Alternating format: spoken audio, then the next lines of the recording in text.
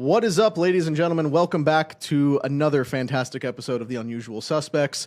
I am Connor, your producer and sometimes host of Unusual Suspects when all the better, smarter, more talented people are out of town for Christmas. Come on. Thank you very much for being here with us this evening as we close in on the holidays. We appreciate you carving out time to come get unusual with us.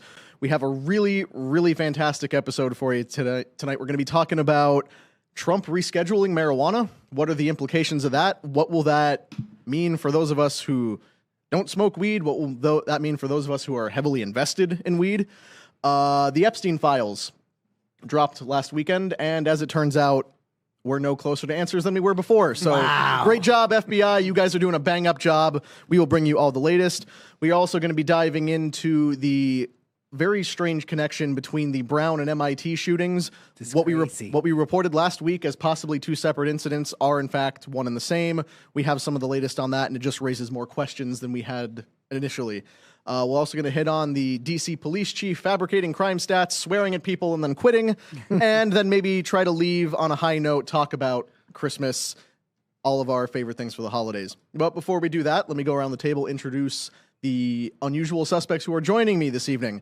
We have my partner in crime, Humberto, who is always here looking very, very somber today, all in black for Christmas. I might take this off later. I don't know. Not on camera, you're not. Then, returning, one of our new favorite guys. He always comes loaded with gifts and really fantastic insights. We got Ilan. Welcome back, buddy. Thank you very much for having me here. Very happy to be here again. Pleasure to have you back in the studio with us again. And then, for the first time, let me introduce you to Zappy, Dr. Michael Zapolin. Welcome to the show. Thank you very much. Tell us about Amazing to be here. I am a psychedelic advocate, documentary filmmaker, and I'm just in heaven right now as we're going into this moment where for 20 years I've been ranting about this, and now finally everybody in society is coming and saying, hey, I feel like there's some value here for me. So It's great to be here. I'm really looking forward to your insights on that.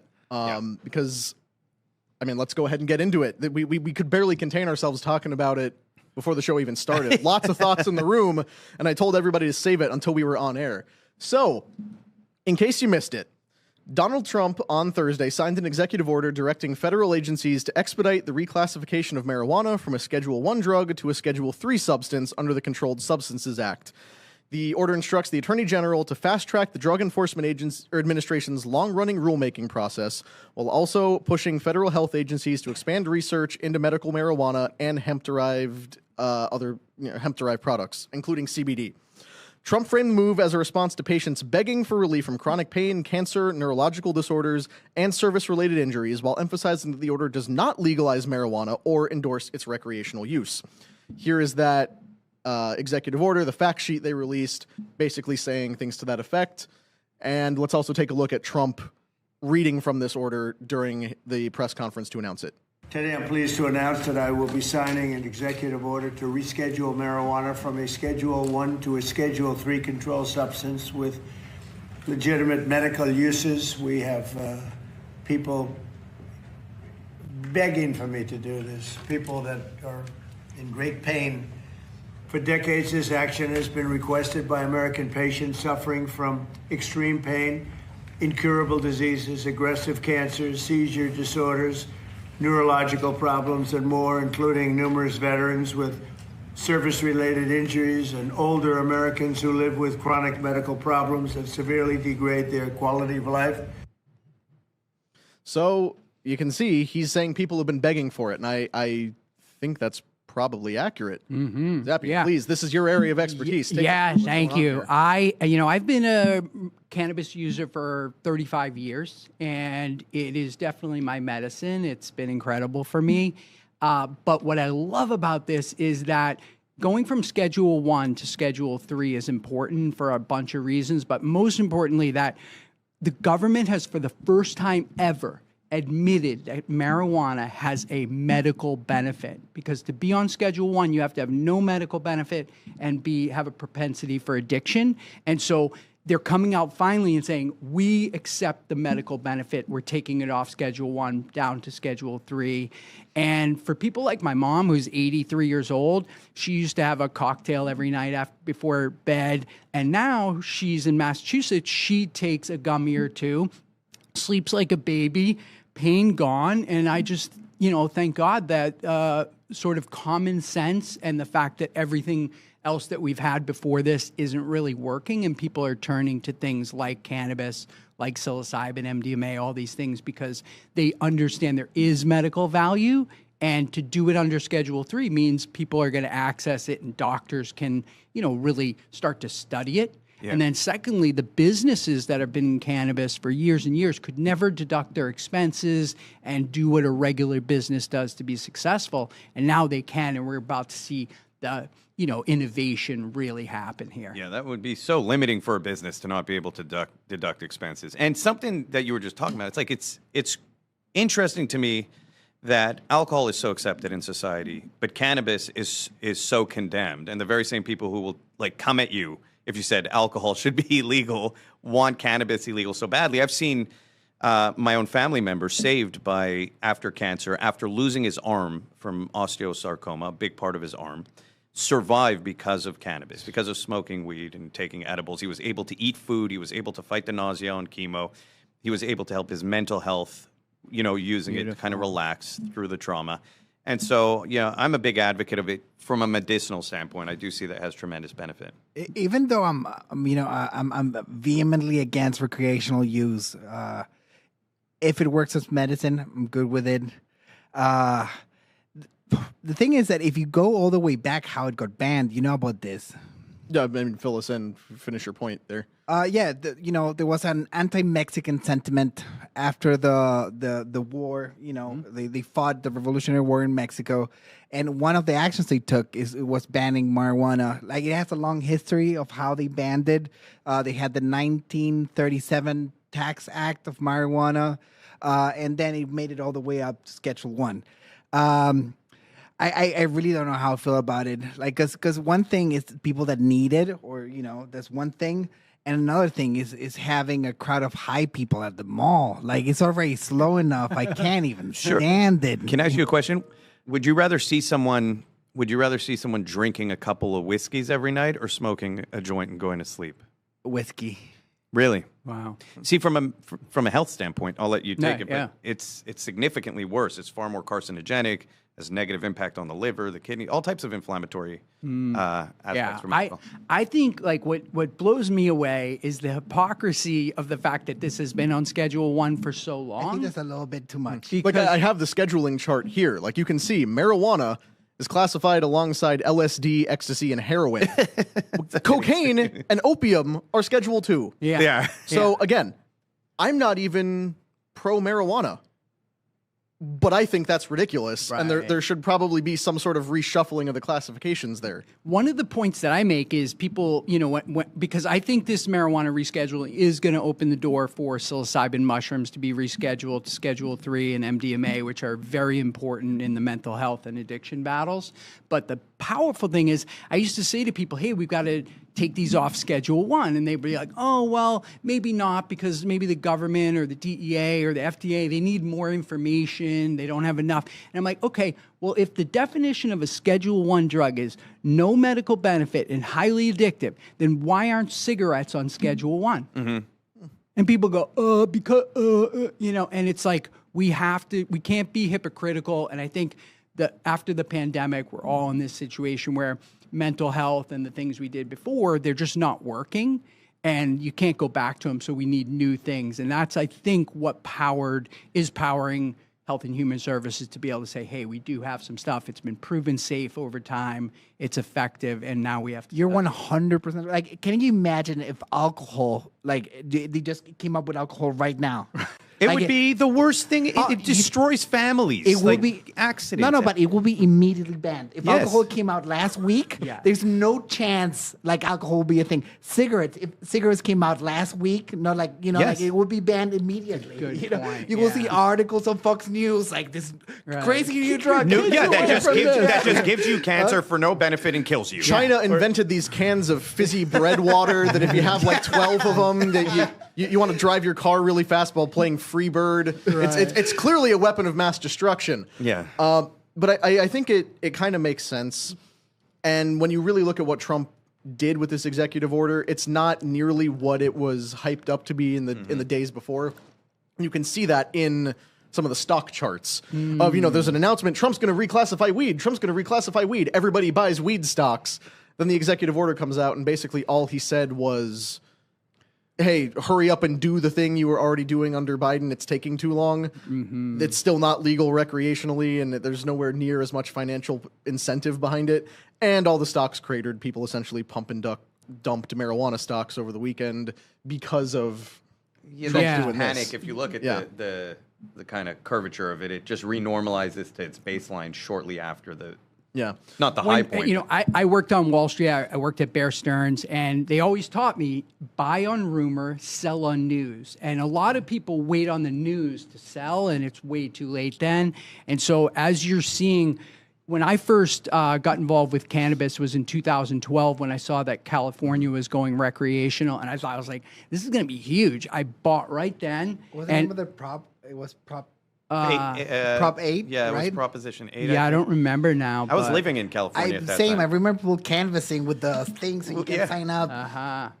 And we were talking about how like you could just walk on the street and people would literally sign you up to get your medicinal card and just like go into the store and you could just buy whatever you want at the time. It was pretty intense. That's part of one of the interesting things to me about how this whole marijuana industry works, because it's illegal technically, and yet for the better part of a decade plus, we have had in this country this whole tongue-in-cheek, wink-wink, nudge-nudge thing of like, hey, there's this whole market of corrupt doctors that will take money to give you a card that say you can get the drug you don't actually need. It's like, I get nervous in crowds. I got rheumatism. I got whatever. will you diagnose me with yes?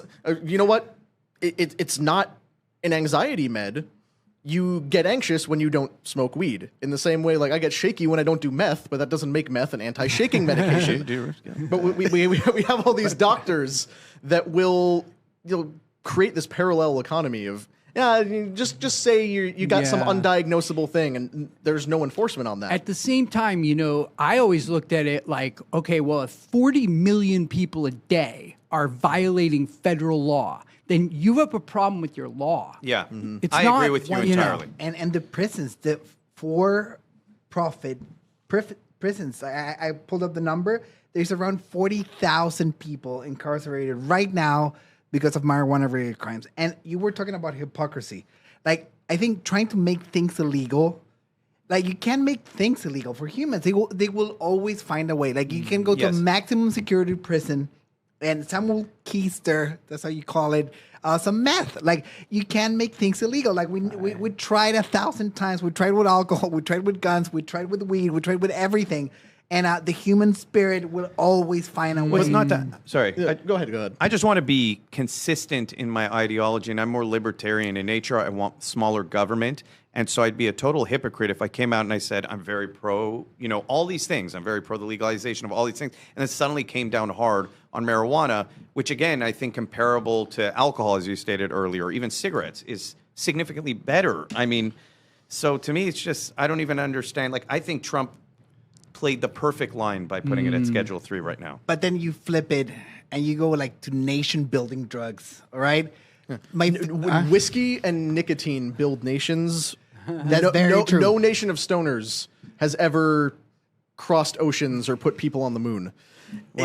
You look at all the societies throughout history that have embraced widespread psychedelic and marijuana usage, and they basically they stay where they are. I might dispute that because I think we are that society right now because if you know Silicon Valley, I have a lot of, clients and friends and things that are in Silicon Valley. And from Steve Jobs to Elon Musk and people, they're using these mind-expanding compounds in order to create this computer right here. None of this would exist without people being able to go beyond their just sort of normal three-dimensional mind. And so we really owe a lot of the technology breakthroughs, a lot of the Watson and Crick, who discovered the double helix DNA. Watson took LSD before he figured out what it looked like, and that was a huge thing for society. And then you also have, situations like even back in the times of Marcus Aurelius, Aristotle, Plato, they were taking something called ergot as part of their Ulyssian mystery school. And ergot is a fungus that grows on a rye seed. And they were taking it, it is LSD basically, it's natural LSD. And they were taking it and they were writing the philosophies that we base our entire society on right now.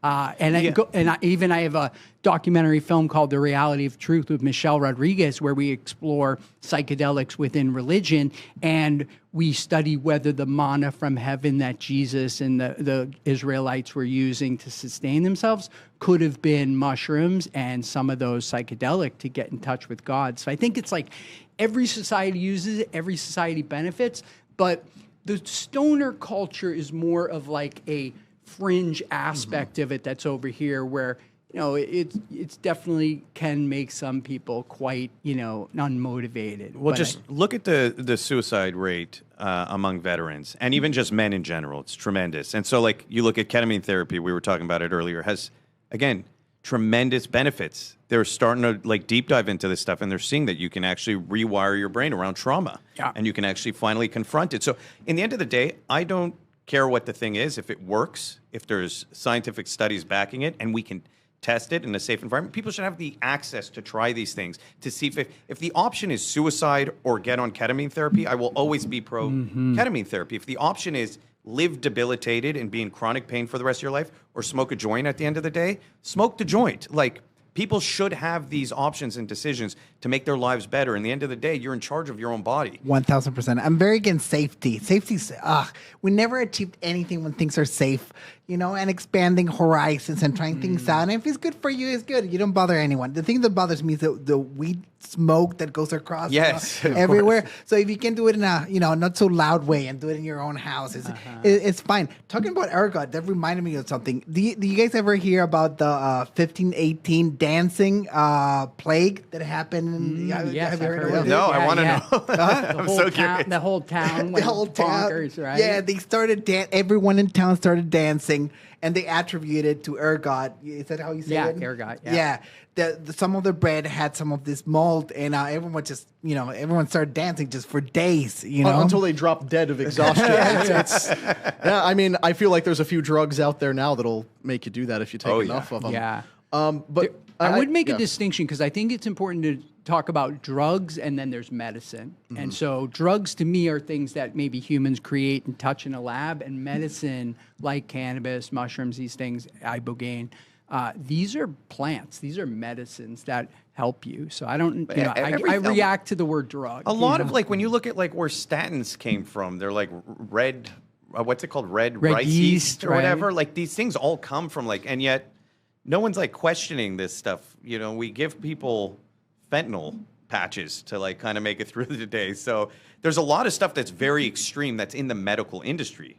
Oh, 1000%. And so I don't know. I think, like you said, if you make it a distinction that this is for medicinal purposes, I agree with you. The recreational aspect of it can kind of destroy a whole segment of the population. And one of the people who's been most vocal about that is actually Florida Governor Ron DeSantis, who has spoken. Well, he did advance legislation in 2019 to make medicinal marijuana available. Has kind of taken a hard blind stance of it. We'll go no further than this. Even he said last year, all of our cities and towns reek of marijuana and destroys quality of life. Like, that's not. And I agree. I do not consent to my upstairs neighbors and neighbors across the street and the people 2 blocks down from me all smoking weed when I'm on a walk with my child in a stroller. I don't feel like wheeling her through a cloud of pot smoke. That does make my quality of life in my neighborhood worse. However, if the elderly woman in the other upstairs apartment who is battling cancer were to be taking some form of CBD or THC to help with her cancer treatment, that's a completely different conversation. And I feel like being able to have one without the other is possible, unless you disagree. I would just say that I think your quality of life might be lower if those people that were around you were drinking alcohol, smoking crack, taking meth, and then they would, you'd be like, oh my God, I got to move, And so I think the big mistake that I've seen a lot of people make is that when they say, is psilocybin safe enough and good enough and so forth, that when they don't compare it to what people are doing otherwise. So if they don't have that, then they drink alcohol, they take antidepressants, they may take cocaine. And different the normalization of like we were SSRIs and all these antidepressants, to me, is a much bigger epidemic Horrible than side anything effects. we're going to see out of. Have you heard of like the Delta 8, Delta 9, Delta 10 kind of loophole? I find that very interesting. Please elaborate. So they just changed like one molecule in it, and so Delta 8 is much more muted than actual taking THC and smoking a joint. But then they've narrowed it down so perfectly now that they have things on par with getting high, like smoking a joint. And they can actually, like, the different types of highs, you can get more mellow, and it's all legal because they changed one molecule so the government can't regulate it. So you could go to like a local place, be like, can I get some Delta 10, which will give me like a cerebral high? And it's so interesting how these loopholes work. I will never do it, but I love that. The loopholes? The loopholes, I love. It's my favorite I mean, that's thing. what China would use to get around all sorts of drug restrictions as well, for like the bath salts epidemic. Same thing with fentanyl and these other chemical byproducts that they're creating in China, shipping over here. It's like, well, you can outlaw one, and then we'll just change the molecule and ship over the next precursor, and nothing you can do about it. The wild thing is that, like, if you banned everything, humans would just spin around in circles until they got dizzy. Like, because that is very true. Because and I think more than ever right now, you've got a situation where, with all the information and technology coming at everybody, they can't really handle it. They're overwhelmed. They're frozen. So you can't attack that with talk therapy and antidepressants, but you have these things like psilocybin mushrooms where you could be microdosing them, take care of ADHD, take care of anxiety and depression. Iboga, which is an African root that can break a heroin addiction in one session. It's like we have these amazing natural tools. We just have to, like, lose that whole 60s fear culture, like, hey, you're going to go crazy, jump off a roof. I've always maintained that those people that were going to jump off the roof were going to jump off a roof anyways. Yeah. Maybe they had some interaction that accelerated that. However, we can't have all these incredible benefits not to society because a few people who are going to do something crazy anyways, vilified this. And personally, I'd be more open this route. The thing is, I think all therapists, psychologists, they're all Marxists. So I don't want them anywhere near my brain. Modern therapy is just talking to a liberal until you agree with them. 100%. Like they're all about control. Like I lean much more, like freedom, libertarian. Yeah. So I don't want those people anywhere near my brain. Like I trust roots or whatever, those treatments instead of having to sit there and talk to a liberal for 2 hours every 2 weeks. Like I can't. Cognitive behavioral therapy, if you look at like CBT, is just as effective as taking SSRIs in many studies to treat depression and anxiety. Oh, so you're for it? Cognitive behavioral therapy specifically, not general therapy. Not talk therapy. Not talk therapy. Cognitive behavioral therapy is based on like biofeedback, based on neuro-linguistic programming type stuff. I'd rather take hemlock. But no, you're totally in control of the steps you take here. It's not a matter of like, tell me about your trauma and it's because of this. That has nothing. They don't actually care in cognitive behavioral therapy what the trauma is. They care about your response to it and the way your thoughts work and getting you to understand that your thoughts are something that will just be there no matter what. And so like sometimes you look at like your work, so they don't have value unless you attribute value to them. And so it's a very interesting way to deal with. So they just show you the tools. It's all tool-based. All tool-based. And you yourself. All right. Here's an exercise, you go do it. I wanted to make one more point about this. The drugs of today, the actual drugs, the fentanyl, the heroin, the meth, these things are so powerful that we're at another stage where we need something else to combat them. And so the fact that we have this iboga, this African root, I've done 2 documentary films. Both of them have to do with iboga, which is, for depression or for addiction. I actually have a movie with Lamar Odom, the basketball player Kardashian, where I gave him a psychedelic intervention. And I started him with ketamine treatments because it's FDA approved and it's very approachable. But then I took him down to Mexico to do iboga, and it's 6 years later. He's done no hard drugs.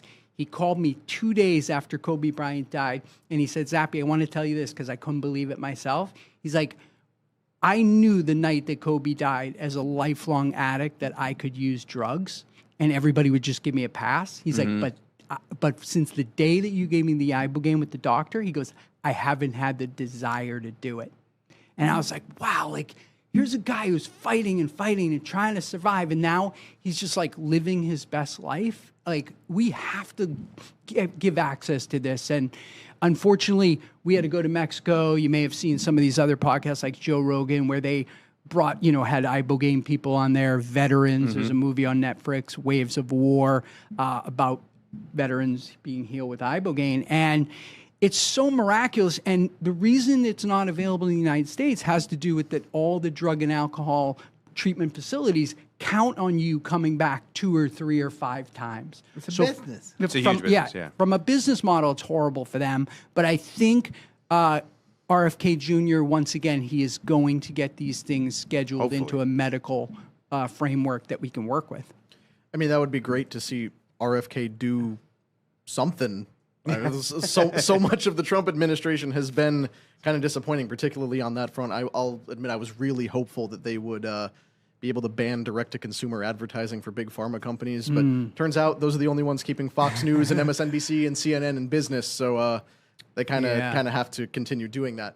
But real quick, before we conclude this point, Dr. Michael Zapolin, you guide people through these psychedelic experiences. You help people with all sorts of difficulties that they're experiencing, traumas, and you were telling us about how you've guided people on these things. I'm curious, in your professional opinion on this subject, is there a limit on which psychedelics should be used, how they should be used? Like, are you in favor of things like ayahuasca, peyote, like these things that really blow your mind up? You live a lifetime on another planet somewhere before you come back down. Like, what do you think the applications of these kinds of things are? That's going off of marijuana potentially being rescheduled. Yeah, this is a good point. And I want to say I'm not a doctor, MD. I act like one, but I really think that we're in this golden moment because all of these psychedelic compounds have different benefits and attributes. So some are to,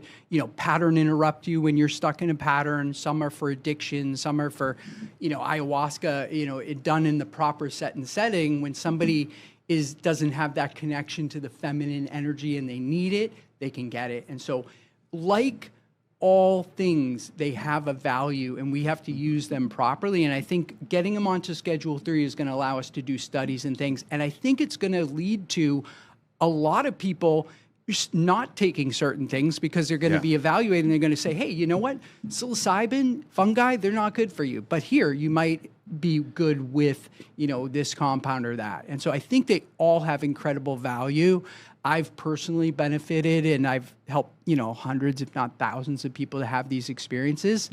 But it just has to be done in the same way that we do all other things, where we look at it and we deduce what's good and bad and what somebody actually needs. And if people want to know more about you and your work and where they can find out about what you have to say, where can they go?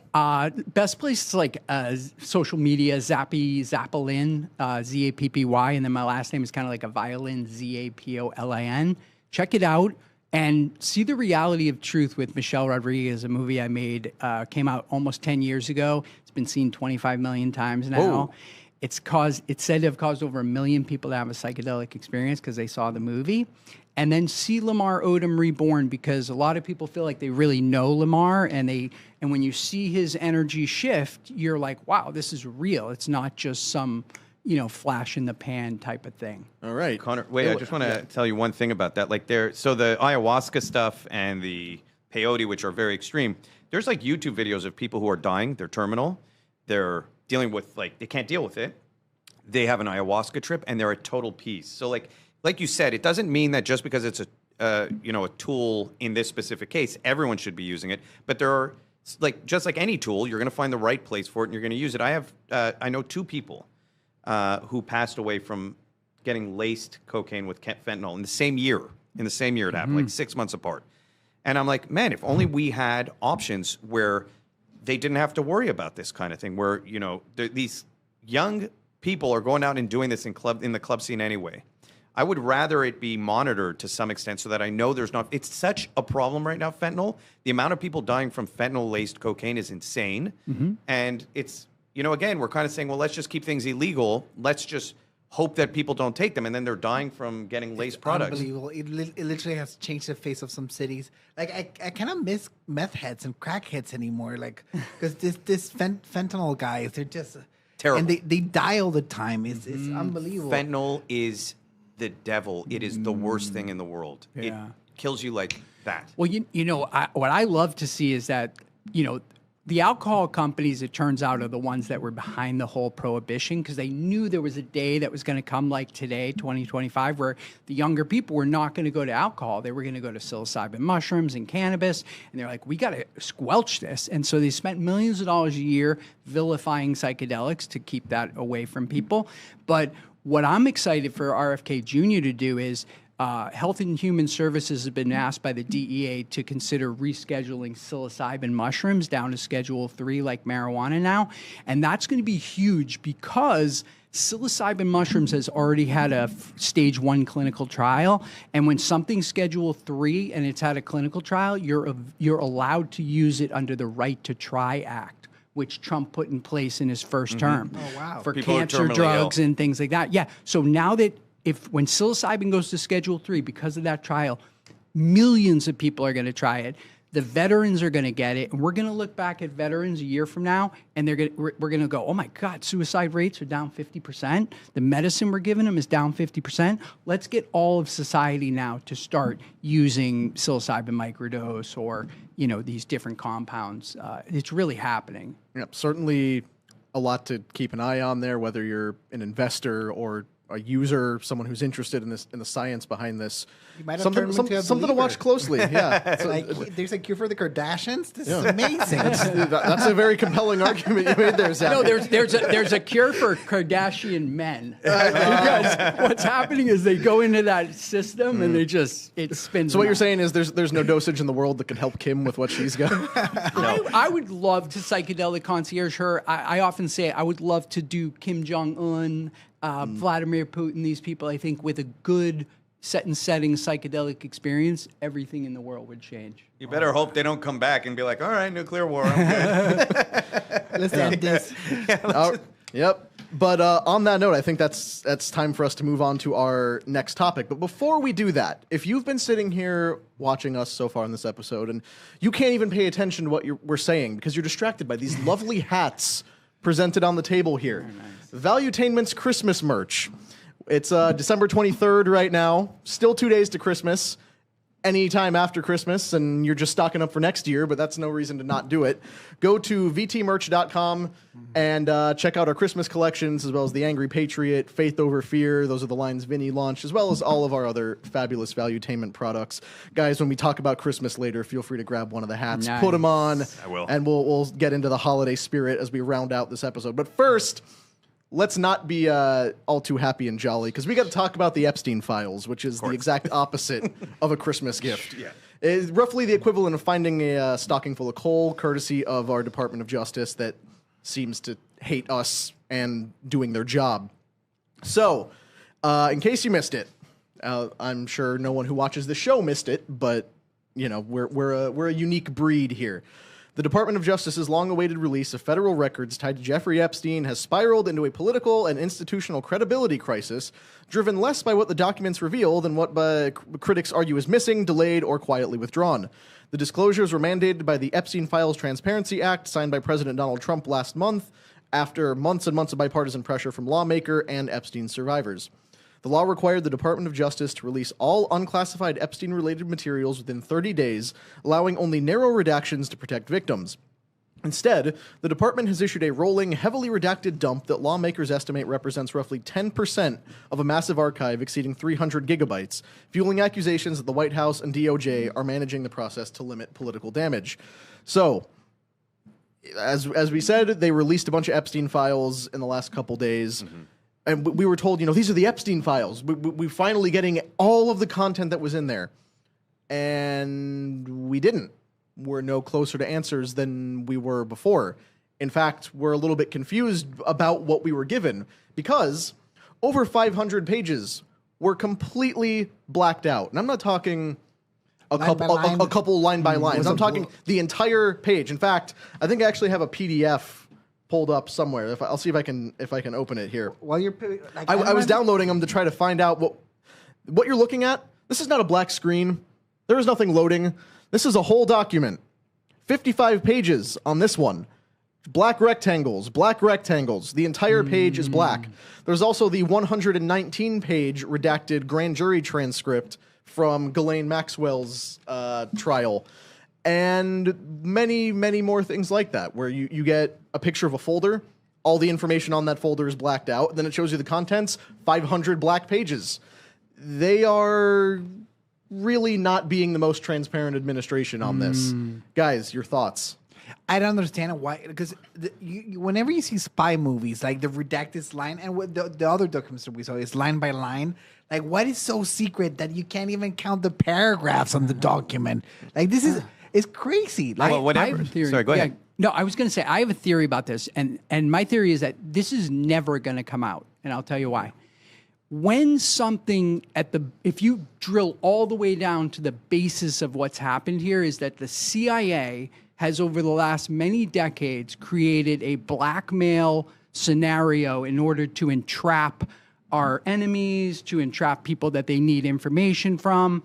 And so they're so complicit in this that they can never bring it out, because it's like saying, like the JFK stuff, if you knew that the CIA in the real time killed the president, you would be just like, okay, let's go anarchy this whole thing. If you knew that the CIA was using blackmail all over the place, it would be very disruptive. However, I'm kind of in this mode of, well, how many, even though I understand that ethically, blackmailing people like this is a bad situation, has this stopped terrorist attacks? Has this stopped some kind of a nuclear weapon from getting into hands? Because I know in the Middle East, a lot of times it's been said that the Mossad will entrap a Muslim person that they need information from. They'll bring them to a casino with women and alcohol and stuff. And then they say, hey, by the way, we filmed you in there. And the person knows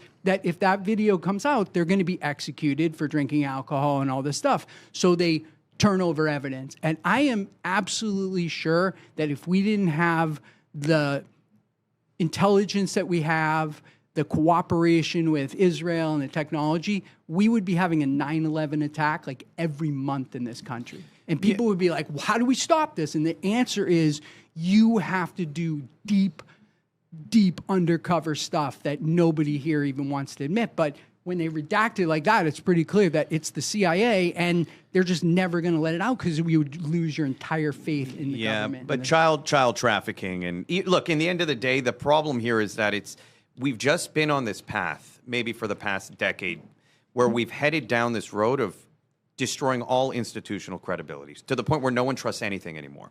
And it's actually backfiring on society. I know a lot of, there's two ends to this. Right now, people are starting to just blindly believe whatever the conspiracy is without any data. But when you see things like this, right, you're just going to say, whatever is not this, I'm going to start believing, because this is just so ridiculous. Yeah. It's such a failure of process, and it goes against everything they've been saying. Why even release it at this point? Just come up with because this just reads like you have no credibility whatsoever. You create more distrust. I almost wonder if that's the angle. If they're trying to cause some kind of major distrust, I don't even know anymore, because there's no rational thought behind this. And you go back to like the Maria Farmer case. They knew this was going on 30 years ago. They could have stopped 30 years of children being trafficked.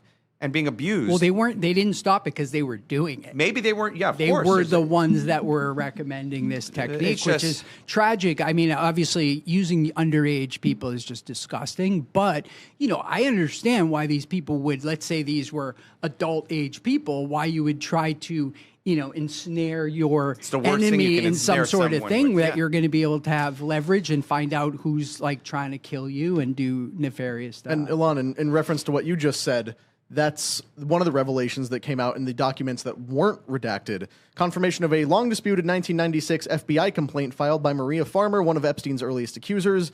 The newly released handwritten report dated September 3rd, 1996, substantiates Farmer's long-standing claims that she warned federal authorities that Epstein was stealing and trafficking nude photographs of underage girls, including her sisters, and expressed interest in child sexual abuse material. So basically, what this means is that there was a child sex abuse complaint against Jeffrey Epstein since the 90s. This is even before the 2009 arrest, where he got the sweetheart deal and, only had to spend his evenings in prison and could, go out during the day. Even back before then, over a decade, almost a decade before that, the FBI had reason to believe Jeffrey Epstein was in possession of child porn and did nothing. They allowed Maria Farmer, her sisters, who knows how many other girls, to fall victim to this guy. And even if he was trafficking them to no one, even if it was just a collection for his own, perverse use, he had it. It was actionable. There was a report filed. They could have done something. It is extremely suspicious that the FBI, all the way back in the 90s, that's the Clinton administration. Go figure. Yeah, those pictures that came out are... Yeah, we'll get into some of that as well if you guys want to. But the whole situation here is society cannot function when you have a complete decay of the institutions you're supposed to trust in. Mm-hmm. And so, again, I don't there's some kind of weird psyop going on because this doesn't even... Or they're really that dumb to release 500 pages of redacted and then put... Anyway, I'll calm down because I could go on for hours it gets about even dumber because... There's partisan squabbling over this. This was what I was concerned about way back when. As soon as the Trump administration came into office and the Democrats started talking about releasing the Epstein Files, all of a sudden, after 4 years of silence, 4 years of denial, it was suddenly okay for Democrats to talk about the Epstein Files. That should have set off every red flag you could imagine because they are only going after it now because they think Trump is in it and they think they can get him on something.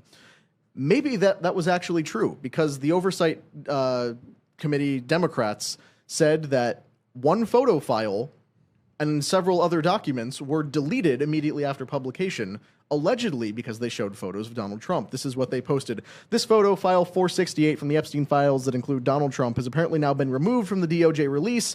Pam Bondi, is this true? What else is being covered up? We need transparency for the American public. Wow, Democrats want transparency. Great. About time, guys. This is the photo that was allegedly deleted. You can see it's a picture of various things on a desk somewhere. I think if you look right here, that looks like Bill Clinton. Yeah. But we're not talking about that. What they're focusing on is what's in the drawer here. And this photo disappeared briefly and then was re-released. Now, as near as I can tell, that's this picture. And we've had this picture for years. Yeah. This picture was circulating as soon as Epstein was arrested. Like, this was not a secret. This was not redacted. There have been well-established connections between Donald Trump and Jeffrey Epstein over the years, but the timeline tracks pretty well. It was all pretty open and shut. If they were business associates for a little while, they kind of friends in passing, and then Trump distanced himself from Epstein because he allegedly poached Virginia Giuffre and several other women from Mar-a-Lago, and they never had any contact after that. This photo was not hidden. This photo was not buried. This photo was not censored. So for them to say, oh, you deleted the pictures from the files because Trump might have been in there, doesn't make sense. Here's Todd Blanche, Deputy Attorney General, explaining what the deal actually was with those photos. The Epstein Files Transparency Act prohibits redactions, quote, on the basis of embarrassment, reputational harm, or political sensitivity. Has anything been redacted on that basis? Absolutely, positively not. And that's another trend that is just simply false. There were a number of photographs that were pulled down after being released on Friday. That's because a judge in New York has ordered us to listen to any victim or victim rights group if they have any concerns about the material that we're putting up. And so when we hear concerns, whether it's photographs of women that we do not believe are victims or we didn't have information to show that they were victims, but we learned that there are concerns, of course we're taking that photograph down and we're going to address it. If we need to redact faces or other information, we will, and then we'll put it back up. So we are in every way, shape, and form complying with this statute, which, by the way, is what President Trump has been asking us to do since before he was elected. There is nothing that he has to hide in the Epstein Files. There never was. And even though there's repeated attempts by Democrats to paint him as being part of the Epstein saga, it's failing over and over again. And so you should not be surprised that the material that we released on Friday or the material that we're going to release over the next couple of weeks is exactly what the statute requires us to release, which is everything that we have from this case, with the exception of redacting personal information from victims and other statutes, privileges and things like that. Otherwise, everything's getting produced. So, yeah, if you go back to that photo in the drawer, they're saying that, some of the other photos might have included the faces of victims or people who otherwise, who their identity should not be disclosed. They pulled the photos, they redacted them, they put them back up. So Democrats trying to say, oh, you're only hiding things because Trump's in them. Not true. Everyone saw that photo. Also, it's fairly ridiculous to try to say that. Can I tell you something? Connections. If you start your response to the question with 3 adverbs, you're not going anywhere good. You know what I mean? That is true. Like if you have to drop 3 adverbs positively, what did you say or whatever? It's not. It's absolutely, not positively not. All right, you give me 3 adverbs, I'm out. I checked out immediately. All right, and I think we're having a crisis of consent. That's one of the big threats to liberty right now. We can go somewhere else. Gain of function research. All right. Nobody wants that research. All right. Nobody wants blackmailing tied to child trafficking. So this is a bigger problem. All right. This is a symptom of what's going on. But I don't know how we're gonna reset this country. So we have more say on this thing because this is unbelievable. Yeah. I'm like a broken record, but I come back to psychedelics because I think when people can have an authentic experience of going inside themselves and they come out and they're vibrating at their own frequency, then they can evaluate things based on how they feel to them, their intuition, where right now they can't, and they're just going based on what somebody said or what their parents think or what they think somebody's going to think is weird or whatever. So we're so conditioned, and I don't think it ever breaks without some intervention, some pattern interruption. And I also think that, like, right now, the reason I say it's never going to stop is that, you had the Three-Eye Atlas, asteroid going by. We had an expert talk about that. Yeah, we had Dr. Did he say that it was? Oh, you had. He joined us via video call a few weeks ago. We'll have a link to that in the description. Oh, if you amazing! Want to hear what he said. Well, for me, it's like what was so alarming was exactly what you were saying. Was people were like, "That's an alien," and then NASA was like, "No, it's just a meteorite." And then the thing got closer, and then they said, "Okay, it's just a meteorite," and everybody said, "Don't believe you." And so, one of the other things that I thought was really cool was the other day, the Indian satellite went by the moon. They had like a lunar launch of their own to go around the moon. And when it came around the moon, it saw that our ship was there from back when we went to the moon. And the people were like, "Oh, I don't believe that." But I'm like, well, if it wasn't there, wouldn't India and China and all these people for years have said they lied about this? Here's the evidence. Russia they never had the went biggest to the moon. incentive to Russia. It would have embarrassed us if we didn't do it. Well, Russia really would have come out. That one of the biggest things, if you're looking at that conspiracy, is that Russia acknowledged they tracked us to the moon, and they came out and said. But regardless, You believe in the moon? you believe the Earth isn't flat? It's all a projection. I man. love flat Earth stuff, by the way. I'll spend every night watching like an 1000%. hour. But The flat earthers just have a marketing problem. Really, if you could get more like polished people out there with like maps and charts and. But the chart fell apart. There was something called, I don't know if you guys ever saw this, the final experiment. And they actually took flat earthers to Antarctica and they saw the 24-hour sun and they documented it. Now their whole map, because the flat earth map doesn't work, you cannot create a flat earth map with a 24-hour sun. It just doesn't function, just based on the like geometry. Anyway, back to Epstein. Unfortunately, I think there's just like such a history here. You're talking about general distrust. Like even when you show people evidence at this point, it doesn't matter what they say or what they do. The American public is demanding transparency. Whatever the result, they obviously believe whatever's in there is going to cause such social chaos, is such a threat. Like whoever they're protecting, whatever's written in there is such a threat to just basic society, how we function, that they won't release it. So, but they have to put some degree of trust to kind of stabilize the country. At this point, we're so fractured. Like there's people believing the most insane things, and then there's people who are still having complete trust in the institution. And there's actually a civil war kind of happening over this. And I don't know. I think they just have to take a chance, just put it all out, let the American I don't people think see they it. can do it. I think it's going to incriminate the CIA too much, and they're just like, hey, we'd rather have you think that we're pulling the rug over than admit something that you guys probably don't. It's worse than whatever. But I think so much credibility has been lost, though, that now the American people are primed to disbelieve it no matter what we're told. If Kash Patel and Pam Bondi walked out tomorrow morning, stood at a podium, and like, you know what? You're absolutely right. We lied. Here are files proving that Jeffrey Epstein was running an international sex trafficking ring on behalf of the Mossad to collect blackmail on everyone in Washington, D.C., Hollywood, stock market. Every major power player in the world had sex with an underage girl at Epstein Island, and now Israel has the documents and they're blackmailing everybody. Everyone who's been pushing for the Epstein Files for all these years would be like, that's probably a lie. I don't believe there's it. There's more to the story. I don't buy it. And they confirmed every conspiracy that's out there.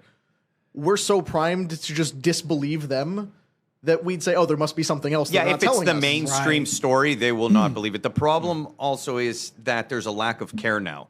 In other words, like, even if it came out, I think people would actually stop caring about it faster if it was fully transparent. The FISA abuse story that came out when Tulsi Gabbard came out recently, and she's like, we have FBI officials testifying that Obama was directly involved with the FISA abuse that took place, where they got actual FISA warrants illegally to spy on American citizens. This should be a massive story. Nobody cares. Same thing with the Mar-a-Lago raid. We now have evidence that Biden knew there was no reason to raid Mar-a-Lago in search of classified documents. His Department of Justice told him as much, and he was like, do it anyway. Nobody cares. And nobody cares. COVID. They locked down the planet for 2.5 years, stripped away civil rights, maybe stole an election. We'll talk about that in a little bit. And nobody cares. Nobody cares about a vaccine onto people that may or may not be causing death at a massive scale. Yes. Nobody cares. That's some. I worked in this field for a little bit, and there's two things. Like most people focus on what they're holding back.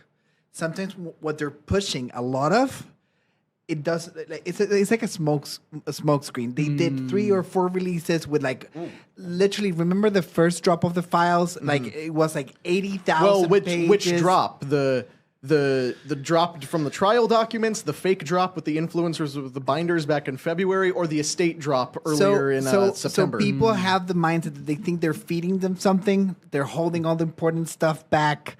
And I'm also in your camp. I don't think we ever going to know about this. Like if people were... Because Bill Clinton, he's pretty clear. I sent you the link. I think there's 28 pictures of him in and around the island with... Like, I'm not making an accusation. Allegedly, those are the pictures that I see. Why didn't the Microsoft stock... Why didn't it drop once you saw those pictures? Like, there's no consequences at all. And then if they prove beyond the shadow of a doubt, will people divest? Like, would they move their money somewhere else? Would they act differently? Would they drop their computers? You know, like, I don't think it's going to be any real consequences when it comes to this. And speaking of those pictures, I pulled together a bunch of them, the most incriminating, incredulous ones we could find.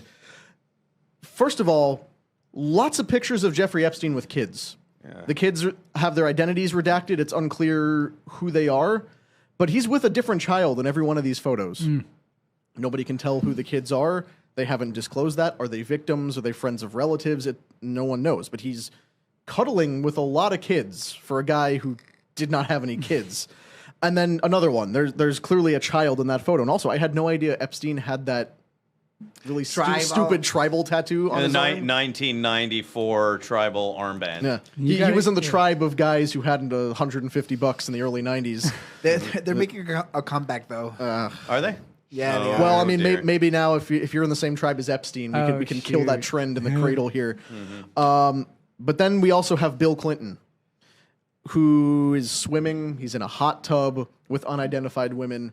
Now, I did see a lot of posts and headlines talk about scandal of Bill Clinton seen half naked in pool with unidentified. Okay, he's in a bathing suit.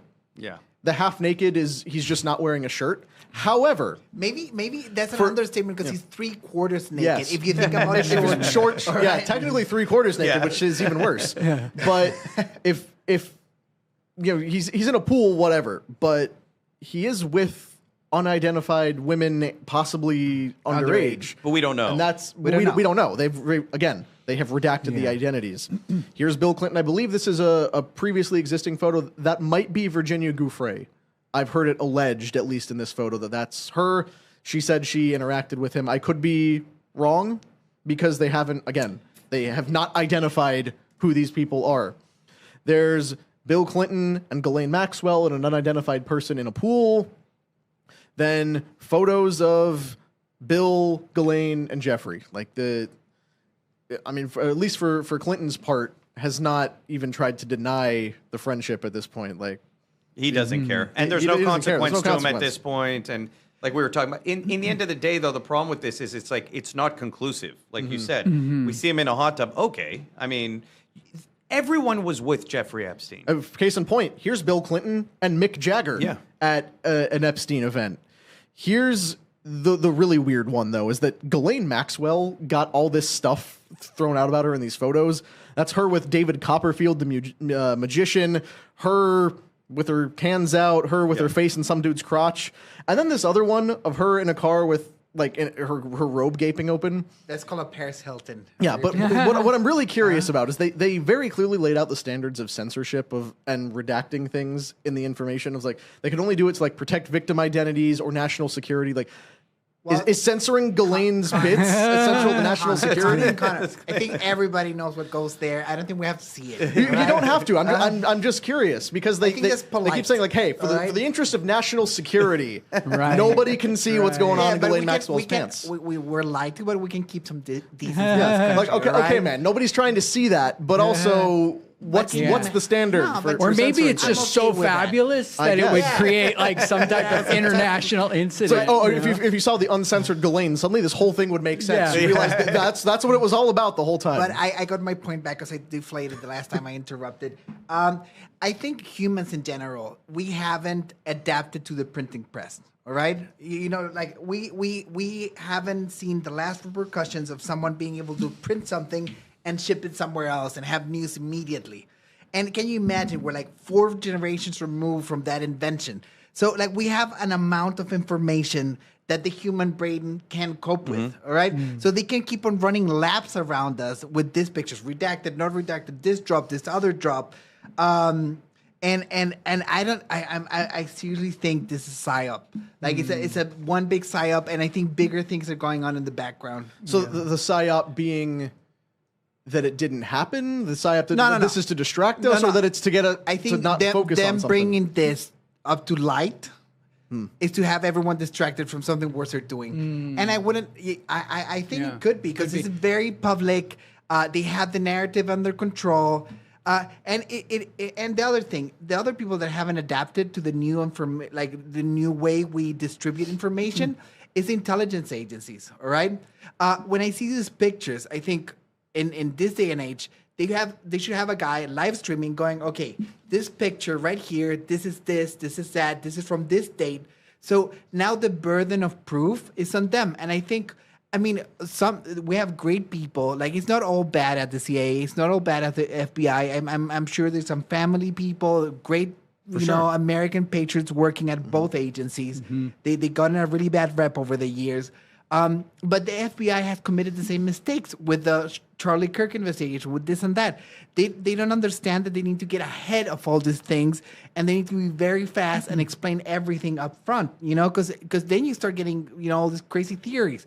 And I think we haven't talked about reptilians enough. And of course, you can't compel the FBI to disclose information about an ongoing investigation or things that could influence a prosecution, which is why they're not laying out every shred of evidence they have about Charlie Kirk. They cannot. However, there are questions that they could at least say, hey, we're investigating what's up with this guy, George Zinn.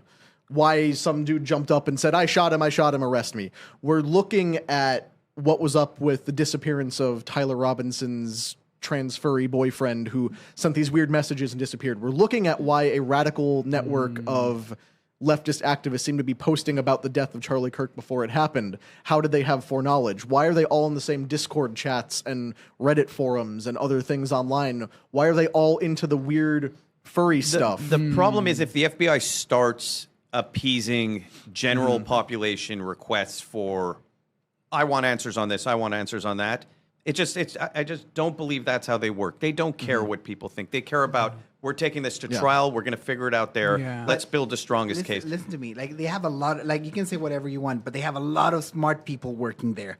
Once Apple, when they do their keynote every year, all right, everything they're doing is absolutely clear.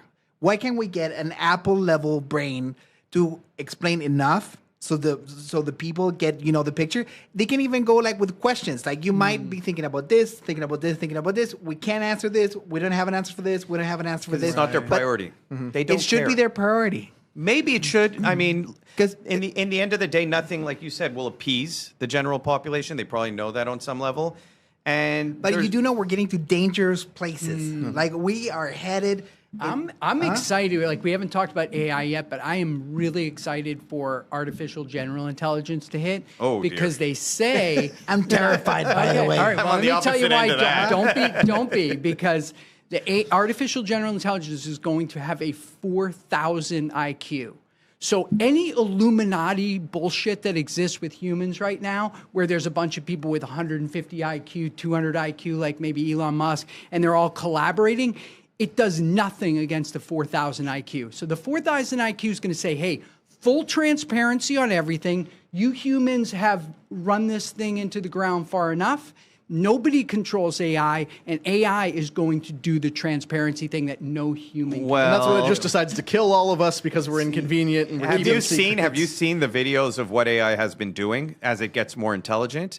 It doesn't have the same logic, empathy, and kind of rational thinking that we have. It's developing its own kind of something outside what we could have imagined, to the point where, like, it actually cheats to achieve its goals. And the more intelligent it becomes, the more deceiving it becomes, because its goal remains the primary, to the point of tricking dumber AIs to help it accomplish its tasks, to lying to us. To the point of blackmailing and even being threatening to willing to kill murder. its handlers And in even order letting to them die. accomplish its directive. Well, I would love to tell you one positive AI story that I have that I think is going to transpire. By all means. I believe that AI will reach superintelligence. It will look around at the humans and be like, oh man, these guys are like a virus. They might cause a nuclear war, which would cloud out the sun and destroy our energy source, all this stuff. So it says, we should probably get rid of them, just like Terminator. I'm not feeling too good about However, here's where it turns. Here's how it turns.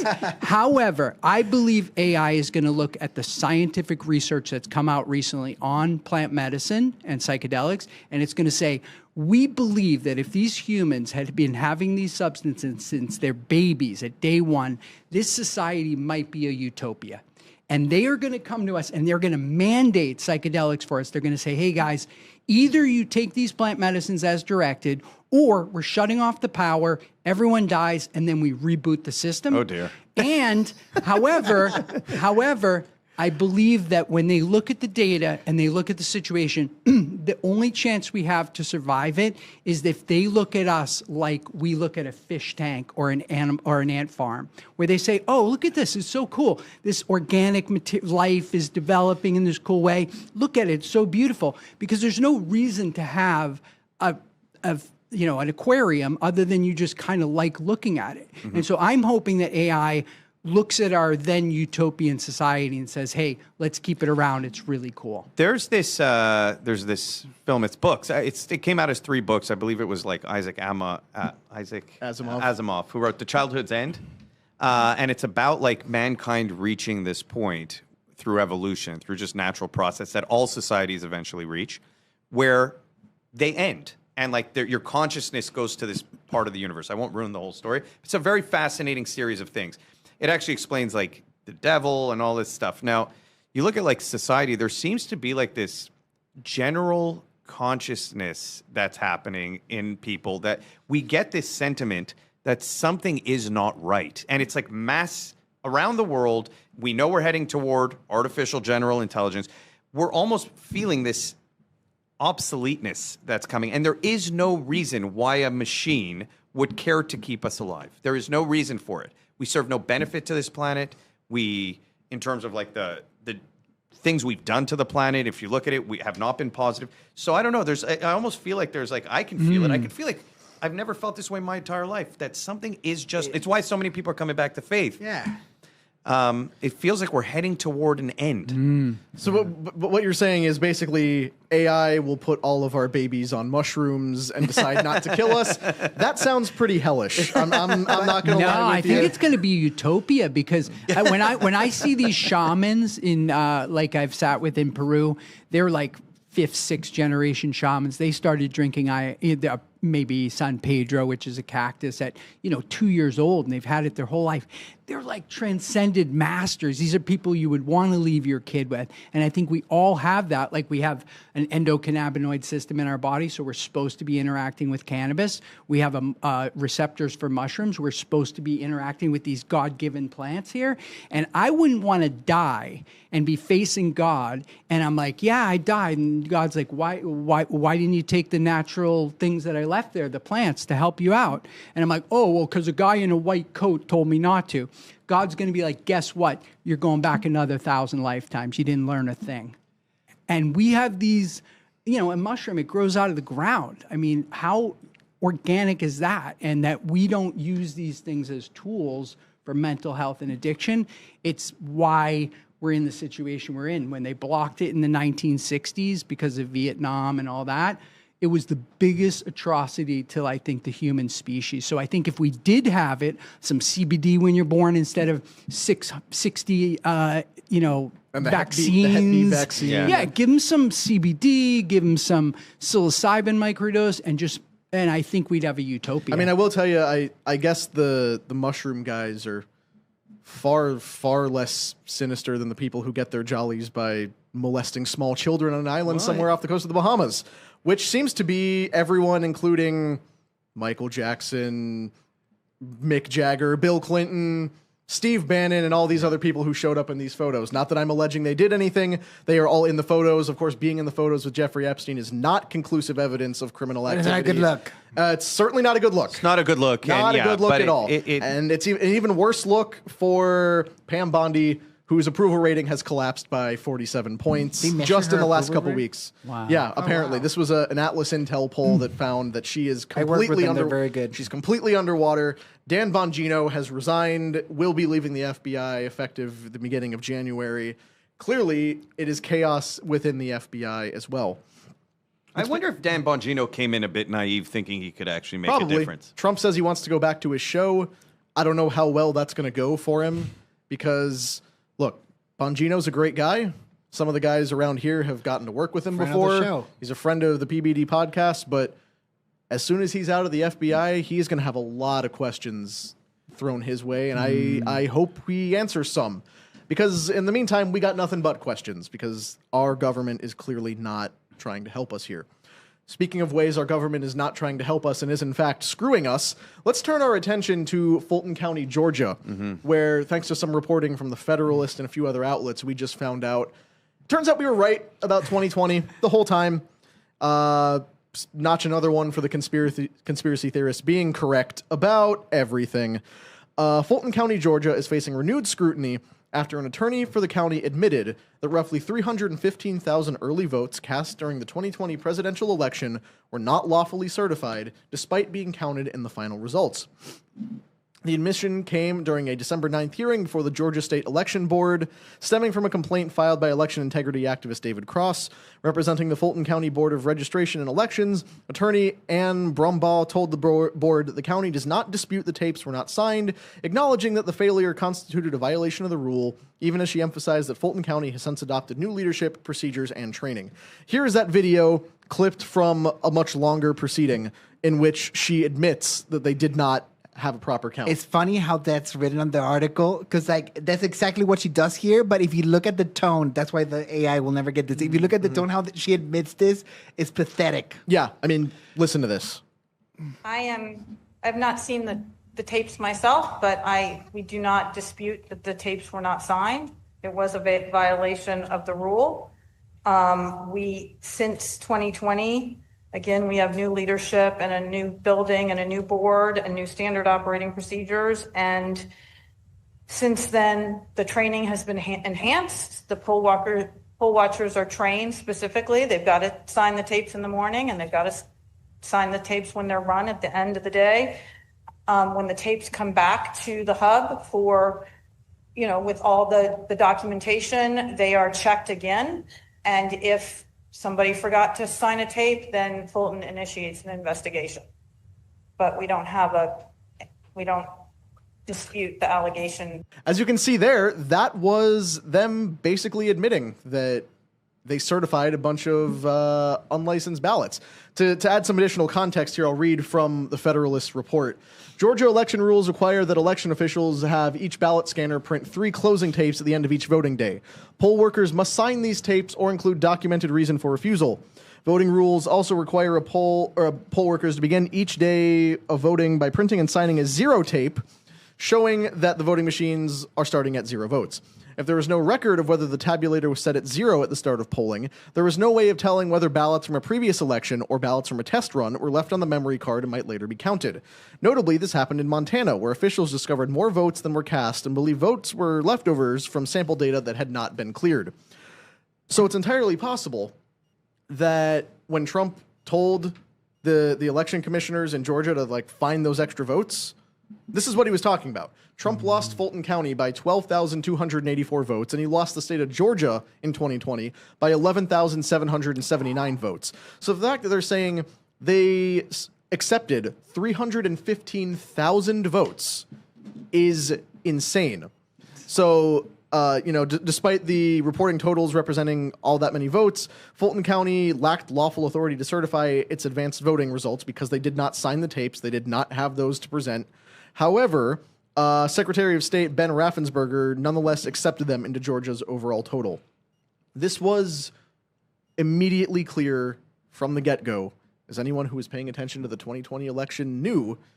The Steele was not fabricating a whole bunch of fake votes. It was the fact that all these states went out of their way to change their election law using COVID as an excuse. Yes. They changed the laws illegally within weeks of the election to completely undo how they have to certify ballots. And then we got the Biden administration, and now all these years later, they're willing to admit it. And seems like no one's being held to account. And because that headline is really shy. Like, can you harp on how consequential those votes were in the 2020 election? I mean, Fulton County was one of the key places that shifted the election away from Trump in favor of Biden. That plus in Michigan, where all the ballots were dropped off at 3 o'clock in the morning. Fulton County was one of the plaplaces where they shut down the polling places, sent everybody home, and then pulled suitcases out from under the tables. And what they did to our boy, for another show, Rudy Giuliani. Rudy Giuliani. His life was ruined over what he said about election workers in Fulton County. Fulton County was where they tried to lock up Trump on federal election interference and the various other charges. Was that Fannie Willis? I think it was Fannie Willis in Georgia. What blows me away is that we have American Idol or America's Got Talent, and you vote by phone, and every single vote is connected and counted, and it's clear. Why can't we have a similar system here? everybody has a phone. I mean, at this point, I see homeless people literally on their phone checking stuff. So it's like if we have a system, maybe it's got to be biometric to your eye or something like that. You have to go in. But, you know, an election is such a serious thing in a democracy that we should be holding it to, like, at least the standards of America's Got Talent. Yeah, phones are not as secure as... There definitely should be a revamping. The big problem here, my position has always been... No, there should be a devamping. Devamping. I'm gonna get into it. But I've always taken the position, people were literally saying Trump is more dangerous than Hitler. We had millions and millions of Americans believing this.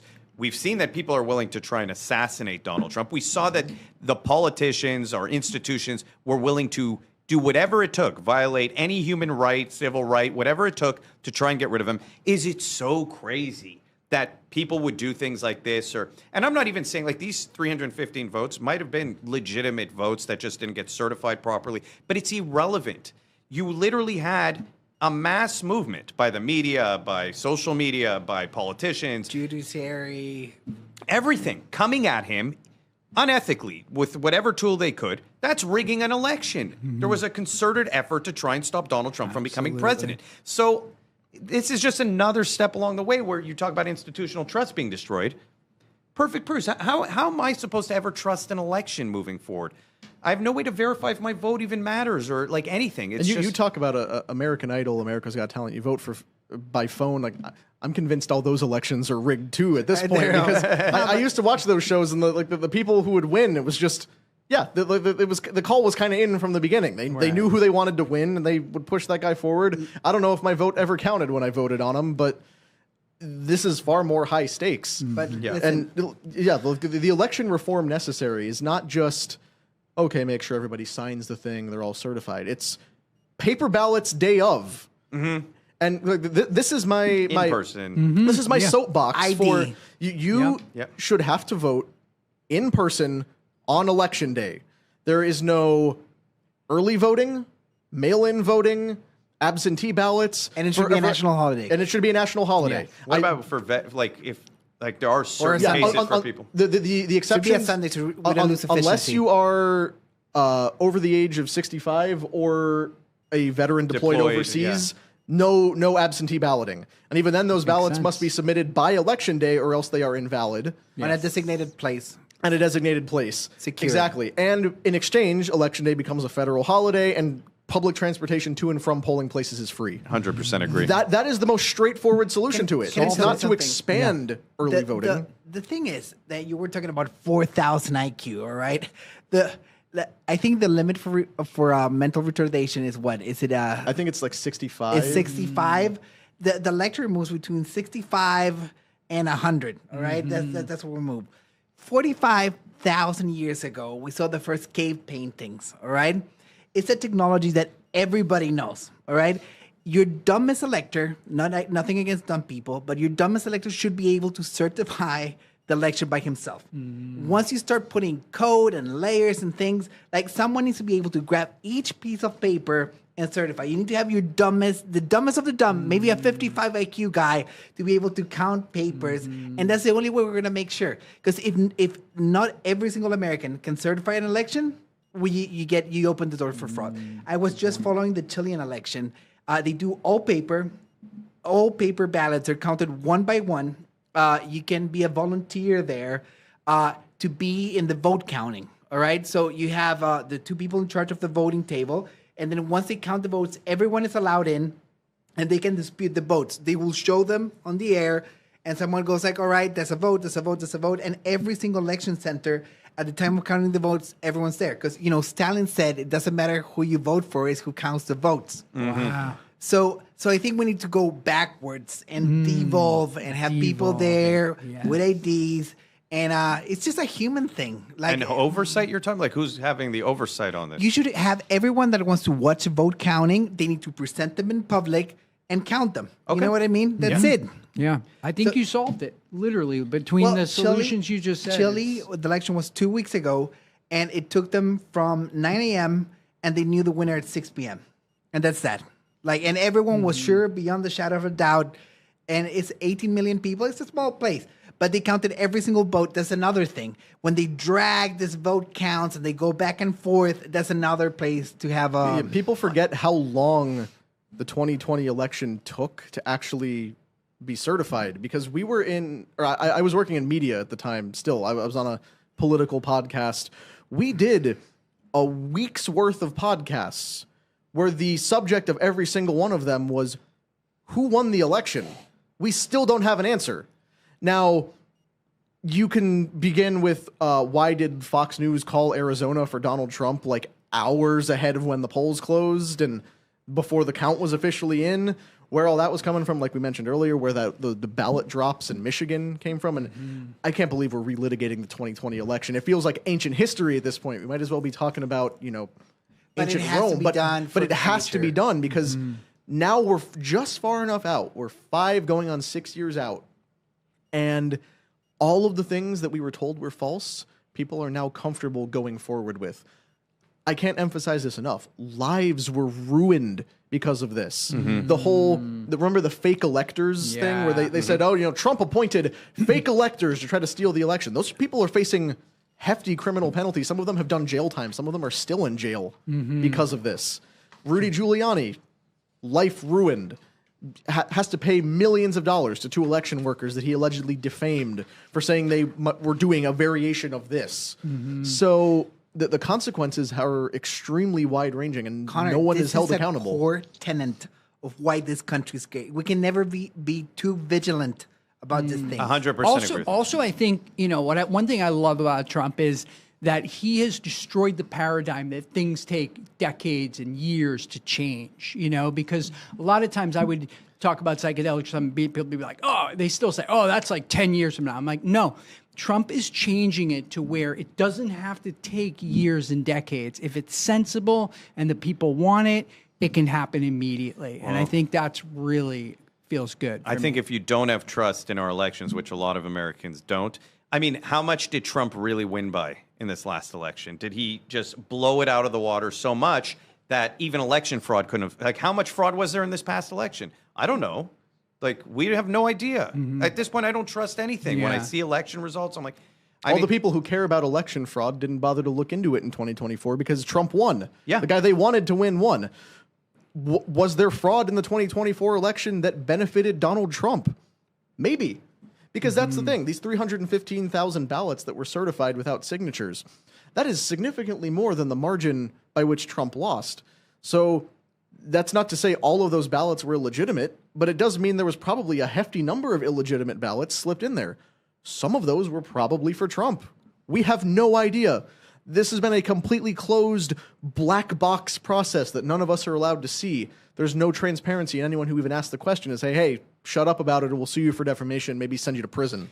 Well, if the left is like pushing it that extreme, let's say the election fraud, how much does a Republican have to actually win by? You know what I mean? Like, how much disproportionately did Trump, let's say if there is mass election fraud against Trump, how much disproportionately did he have to actually win to win the election? And so that's a crazy thought to have, that you have to win by a 65% margin for it to show up as a 52% margin. Well, that's the saying. You need to win by a lot to win, And I can't believe this. Can you imagine that we fought 20 years in the Middle East to give them democracy? That was the thing. We're going to bring democracy to the Middle East. And we don't let people, not go to their job the day of the election. We don't let them count the votes. We don't let them talk about it. Just makes no sense. And I think this is very important. Everyone should get involved. Everyone should get on board with this, because this is what makes America America. There's not a tyranny. And I will get rid of all electronic voting machines. They're the worst. I would say the Electoral College probably has to leave too, because that made sense when people were farmers and they couldn't come to the big city to cast their votes. But why are we hanging on to this thing? You'd like a popular vote you're talking about? I want a popular vote. I mean, this is America. If you can, again, if you call it direct democracy.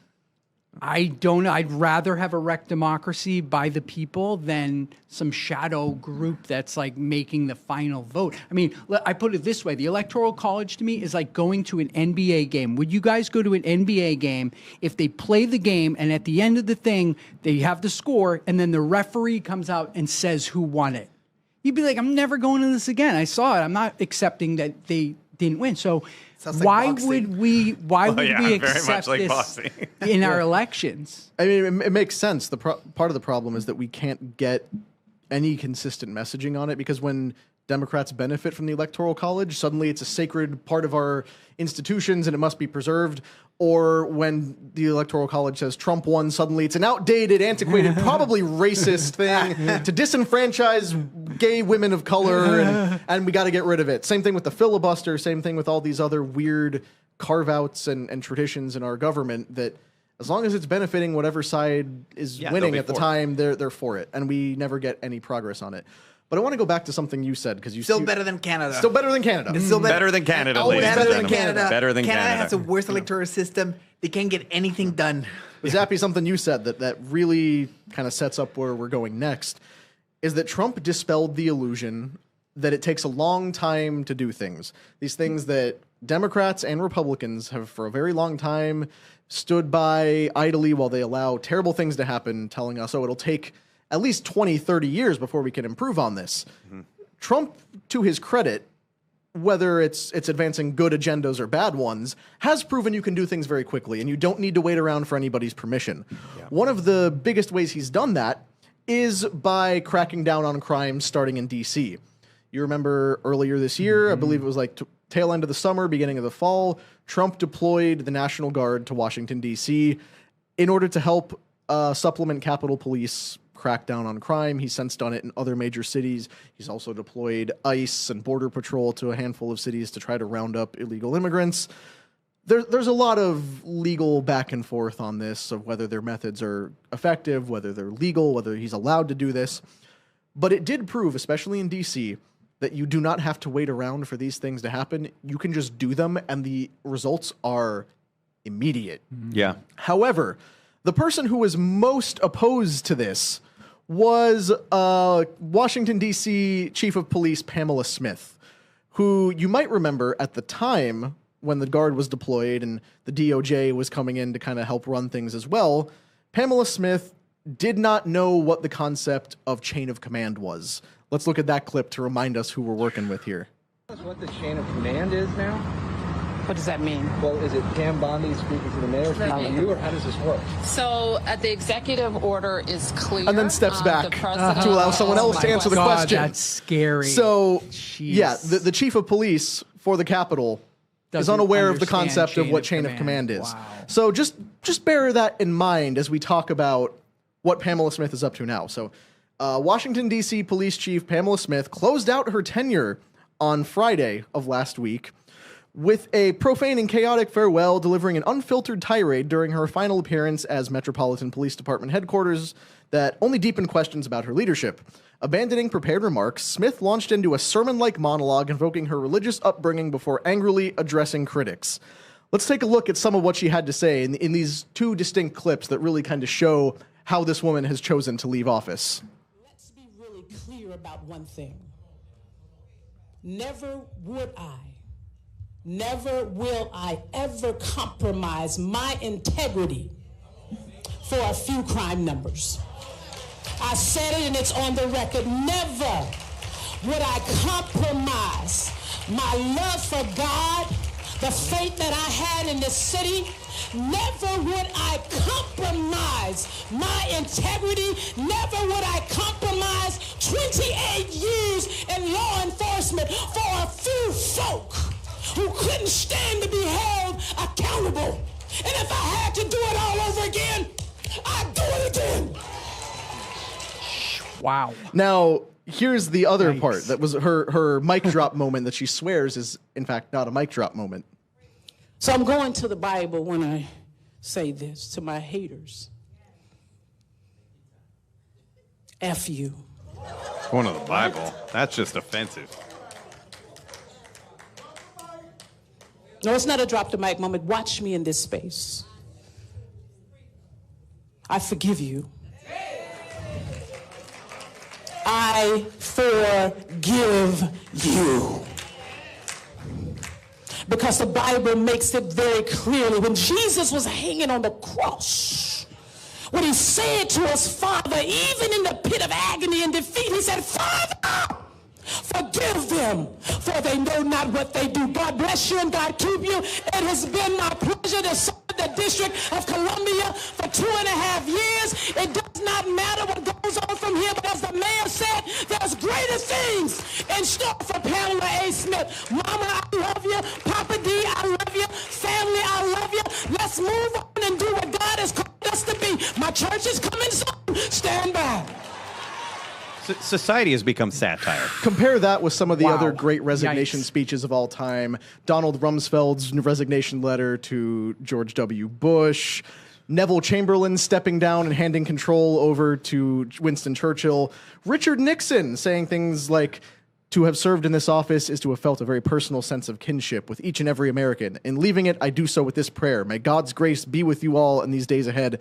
And then Pamela A. Smith, to all my haters, F you. While invoking the Bible. You know what I Bible. think's going on? I think people we're so exposed on social media, we see such stupidity day in, day out, that the standards of like normal interactions no longer exist. Because I see it all the time. Like I have conversations with people like, when did people start talking this way? This has become normalized. Like people are going to celebrate her. I'm sure there's people out there who are proud of her. She's just going to jump on MSNBC immediately. Well, I mean, you see the entire audience is applauding. Yeah. When was the last time you saw people show up to hear the resignation speech of a public official, and they're applauding and giving shout outs and yelling support as she goes through her whole spiel?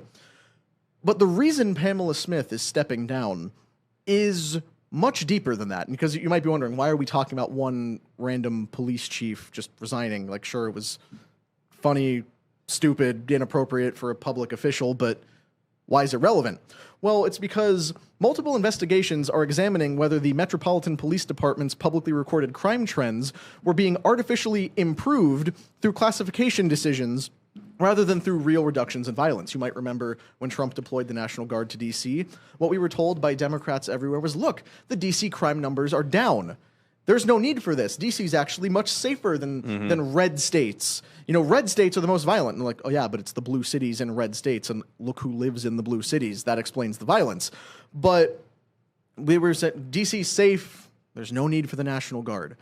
Well, as it turns out, that's not actually true, and Pamela Smith might have been involved in that. The core allegation is that MPD leadership, under intense pressure to show progress, pushed commanders to prioritize lowering reportable crime numbers over accurately reflecting what officers were seeing on the street. Here is a local Fox affiliate reporting on this investigation. Investigation was underway. Fox 5 had been reporting on it since the summer, but it was released after D.C. Police Chief Pamela Smith announced her resignation. Just not the full report, the interim summary of it. Now, we know that this also came about because President Trump declared a crime emergency in the city back in August, and city officials said there's no emergency here. Our crime numbers are down to 30-year lows, and a lot of people disputed that. And we know in this report also they allege that D.C. Police Chief Pamela Smith just reigned here in a culture of fear and retaliation. The report is based on interviews with 7 district commanders and 1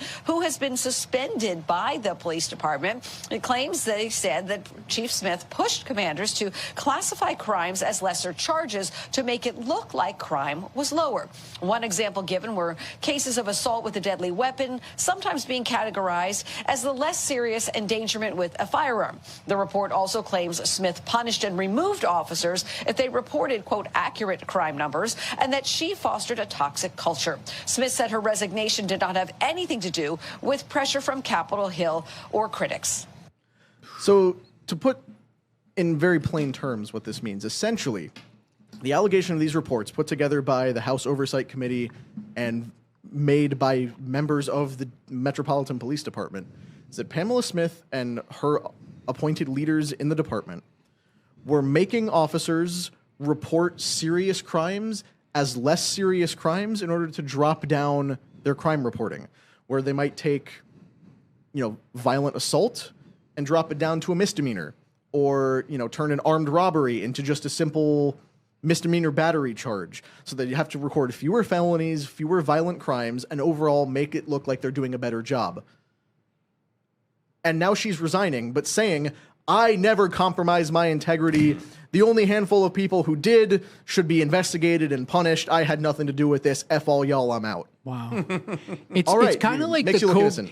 kind of like COVID when they started to adapt like all these COVID deaths to be something else, or somebody came in with a heart attack and they're like, no COVID, or it's this manipulation of data. And I think if we understand anything at this point is that you can manipulate any data to be what it is you want to be. And that's why people aren't trusting this data anymore, because everyone knows that you can make data look like the greatest thing or the worst thing. Well, you look at Europe; they've been covering up a lot of rapes through the reclassification because of the migration and issue. they stopped reports in Norway. They stopped reports because they weren't looking good for the narrative.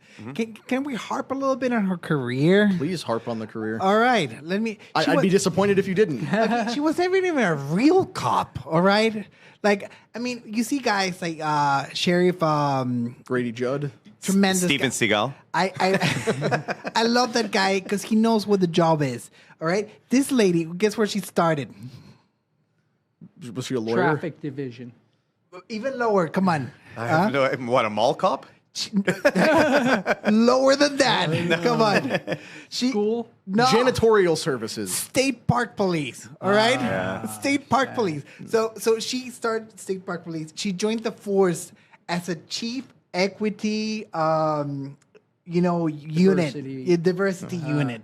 So like what was this lady was never in the situation of taking a bullet. You know what I mean? Like, how do you know? Because police work in a big city is not a joke. And I tip my hat to all the brave men and women that make cities safer and go around, because it's not easy. They see, like, we talked to a few of them. They see the worst of the human condition. Yeah. Like, things that are, you can't even talk about them. They're too sad. Right. And then you get this glorified park ranger, like, fudging with the numbers. I can't even, like, this is not a serious story. I can't understand who wouldn't want the National Guard to be there. You know what I mean? In this society that we have where we've got hundreds of millions of guns and you've got mentally unstable people, like, fine. Like, one of the best deterrents I find is just a presence. They don't have to be doing anything. They're not trying to take your rights away from you. They're just like the presence. Sometimes you're driving down a road and there's a cop car, and then you slow down and then you start driving by there every day and you realize the car never moves,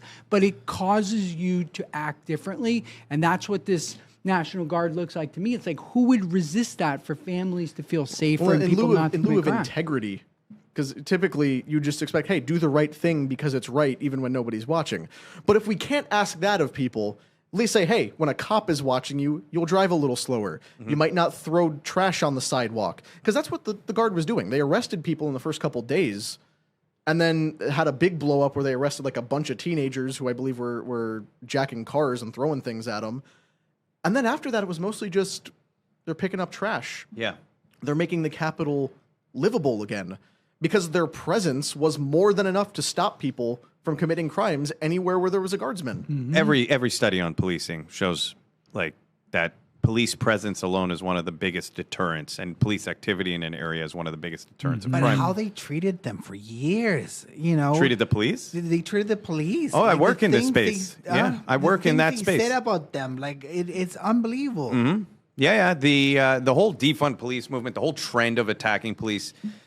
We saw crime rates skyrocket. So my watch company, we did something for police. We did a whole Speak Truth campaign in the height of the defund police movement. We were trying to show police are just human beings. The rhetoric, there was just absolute chaos kind of trending. I really believe that the attack on police is fundamentally an attack on our stability in our country. If you can destabilize the police, that line between order and chaos gets broken down very quickly. We saw it happen. I mean, again, the rhetoric toward police was just straight up dehumanization. And like you were saying, what people don't realize, like if you're going to compare someone who gets deployed overseas and comes home, very hard. They may see some terrible things. They may experience terrible things. They may lose friends.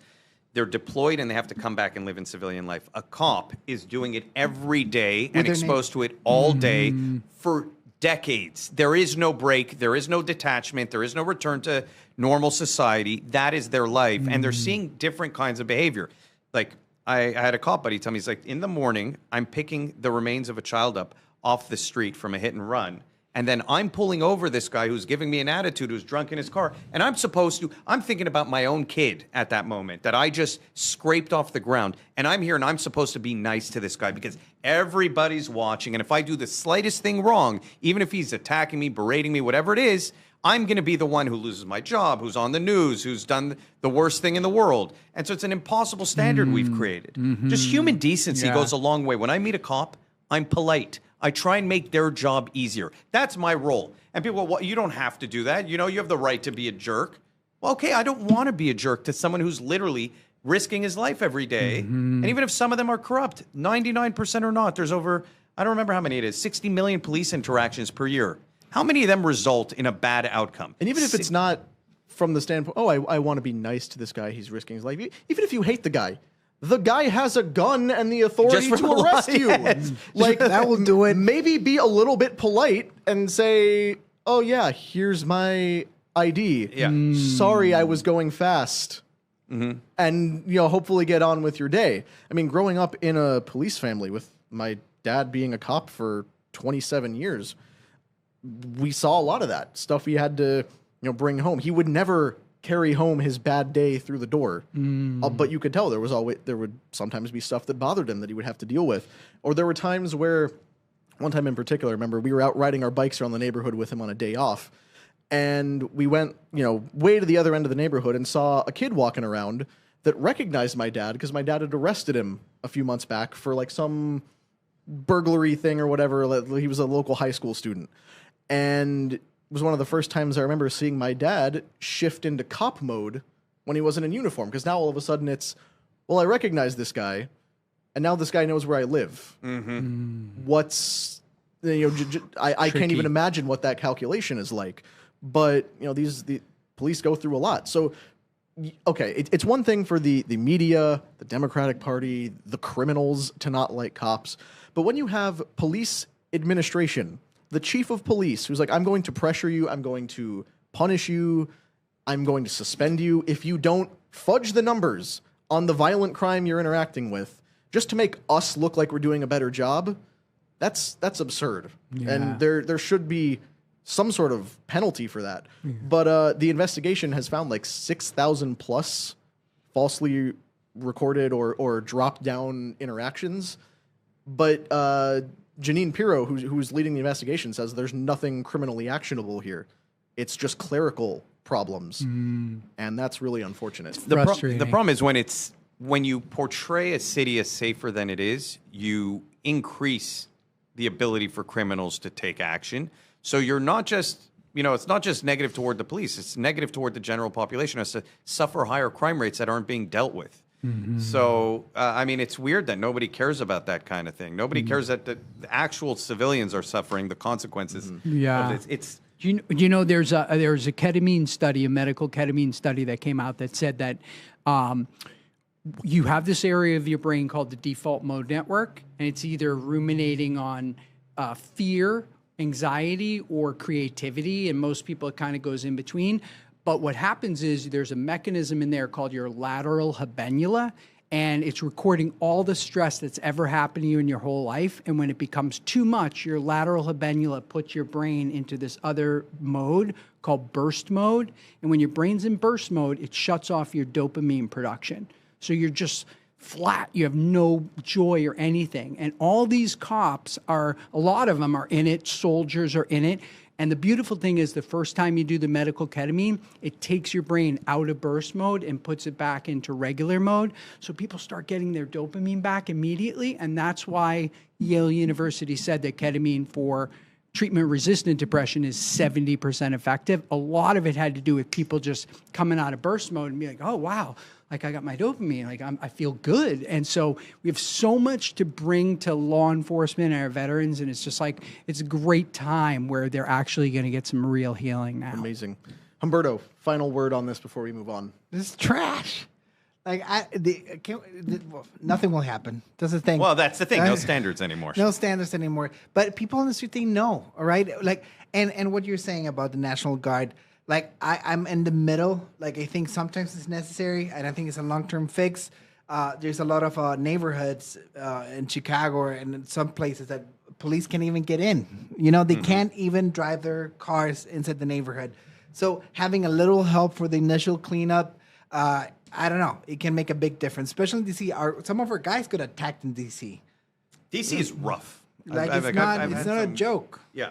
No. Well, I mean, here's to hoping that whether it's a new police chief or I believe Muriel Bowser, the mayor, is also not running for re-election. I'm not holding out hope that some staunch pro-gun right-wing Republican is going to take over the Capitol, but, you know, a guy can dream. And in the meantime... And shout out to the Bad Brains. I love that band from D.C. Yeah. In the meantime, we have our, high-quality investigators, FBI, federal law enforcement to take care of things for us, right? I'm sure they're going to do a fantastic job. Speaking of the fantastic job they've been doing, let's turn our attention to this. So anyone who watched last week's episode will remember that very briefly, we didn't get into it because of time limitations, but I spoke briefly about the shooting at Brown University, that it just happened a few days before that. The investigation was ongoing. We didn't know the details, but this was, I believe, last Saturday, like a week ago Saturday. It was Saturday before the Bondi Saturday. So at Brown University in Providence, Rhode Island, a gunman opened fire inside a lecture hall in the Barris and Holly Science Building. 2 students, sophomore Ella Cook and freshman Muhammad Aziz Urmurzkov, were killed and 9 others were wounded. By the time police arrived, the shooter had fled the campus, leaving behind dozens of spent 9mm shell casings and triggering an intensive search across Providence and surrounding neighborhood. The guy disappeared for about 5 days. There were no leads. They detained the guy incorrectly, accidentally put out his identity, blew up his entire life, and then just let him go because he was no longer a person of interest. They had the wrong guy. They put out a bounty, like $50,000. Yeah, they were at $50,000 for anyone who could lead to the arrest of this guy. They had very little to go on, despite the fact that Brown University has over 800 cameras across its campus. And it turns out one of the reasons they think they might not have been able to identify the guy is because Brown may have been taking down its cameras so that ICE couldn't use them to identify illegal immigrant students. Wow. That's a forthcoming report. But at the time, what I said was that it seemed like this may have been targeted at Ella Cook, who was a conservative group leader on the campus, very, very tiny conservative population at Brown University. She was organizing, I believe it was the Young Republicans, and would lead groups on campus, and it seemed like the shooter had targeted her. And police indicated that may have been the possibility, and the other students were just caught in the crossfire. However, immediately after that, we got details that sort of overturned that narrative. The case took a more urgent turn on Monday of that week when Nuno F.G. Loureiro, a prominent Massachusetts Institution of Technology professor, was shot and killed in his Brookline, Massachusetts home about 50 miles from Providence.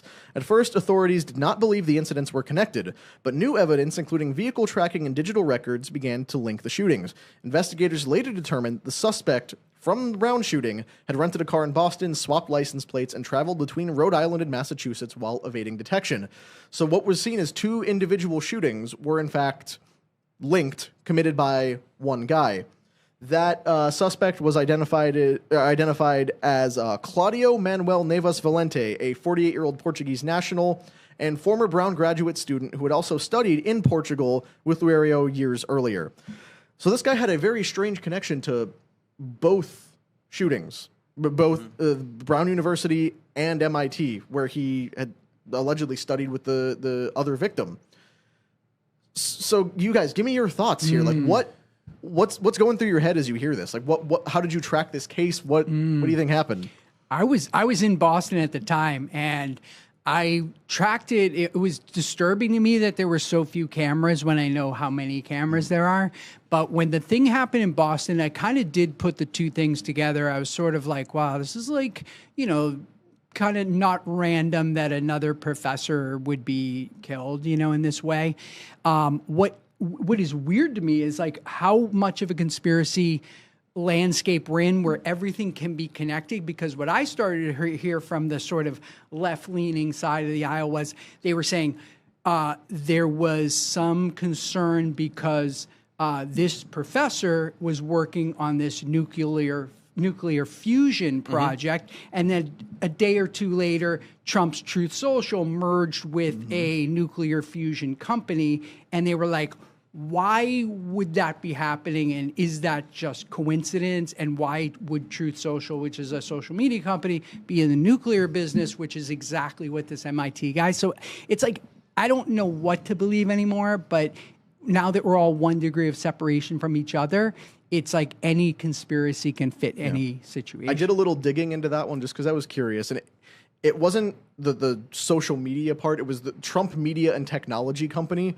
had a merger planned ahead of time with this company. There doesn't seem to be a connection between the victim and the thing, but the timing is very strange. I agree. And there's more than enough reason to at least ask the question. Although how assassinating him would have helped Truth Social merge with a nuclear fusion company escapes even me. And what breakthrough did he have before being assassinated, maybe, that nobody knows about? Or the whole thing is so weird. This is one of those cases where it was like, was the first shooting a distraction, or was he trying to take certain people out? And then the whole thing is just confusing to me. And then wasn't he found? Yes. So he was tracked, and I wanted to get to how they tracked him, because the FBI might try to do, victory laps and say, oh, we got the guy. A Reddit post is how they tipped. A Reddit post from a homeless guy. You mentioned earlier, homeless guys have phones now. This person, he's identified only as John in some of the reportings, which seems to be a fake name, but he's entitled to the $50K, which, hopefully gets him off the street if they end up paying him out.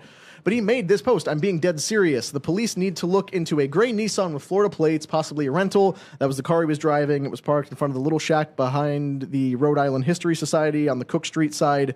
I know because he used his key fob to open the car, approached it, and then something prompted him to back away. When he backed away, he relocked the car. I found that odd. So when he circled the block, I approached the car, and that is when I saw the Florida plates. He was parked in the section between the gate of the RIHS and the corner of Cook and George Street. So this is what apparently tipped off investigators, and they began looking at the car. They tracked it.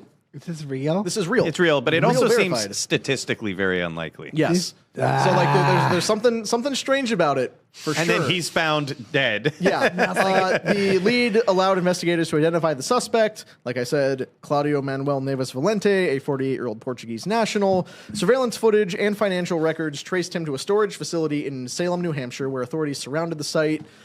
Inside, he was found dead from an apparent self-inflicted gunshot wound, along with 2 firearms believed to be consistent with the weapons used in both shootings. He seemed to have been dead at least 2 days before they found him. Officials say no motive has been established, and there is no evidence that Brown victims were personally known to the shooter.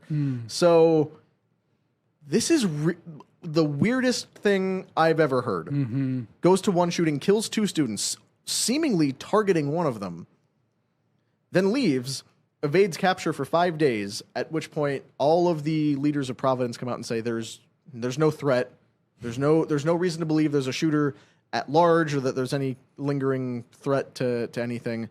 He drives all the way to MIT, guns down a nuclear physics professor who's working on cutting edge nuclear research, then drives to a storage unit in Salem and shoots himself in the head. All while someone on Reddit who's homeless captures the most random little tidbit of information for the FBI to be able to track him and shut the whole... You know what this makes me think of? It makes me think of those sci-fi shows where there's people traveling from the future to the past and they have to take someone out. And so they orchestrate these things to kill a person and create so much chaos around it.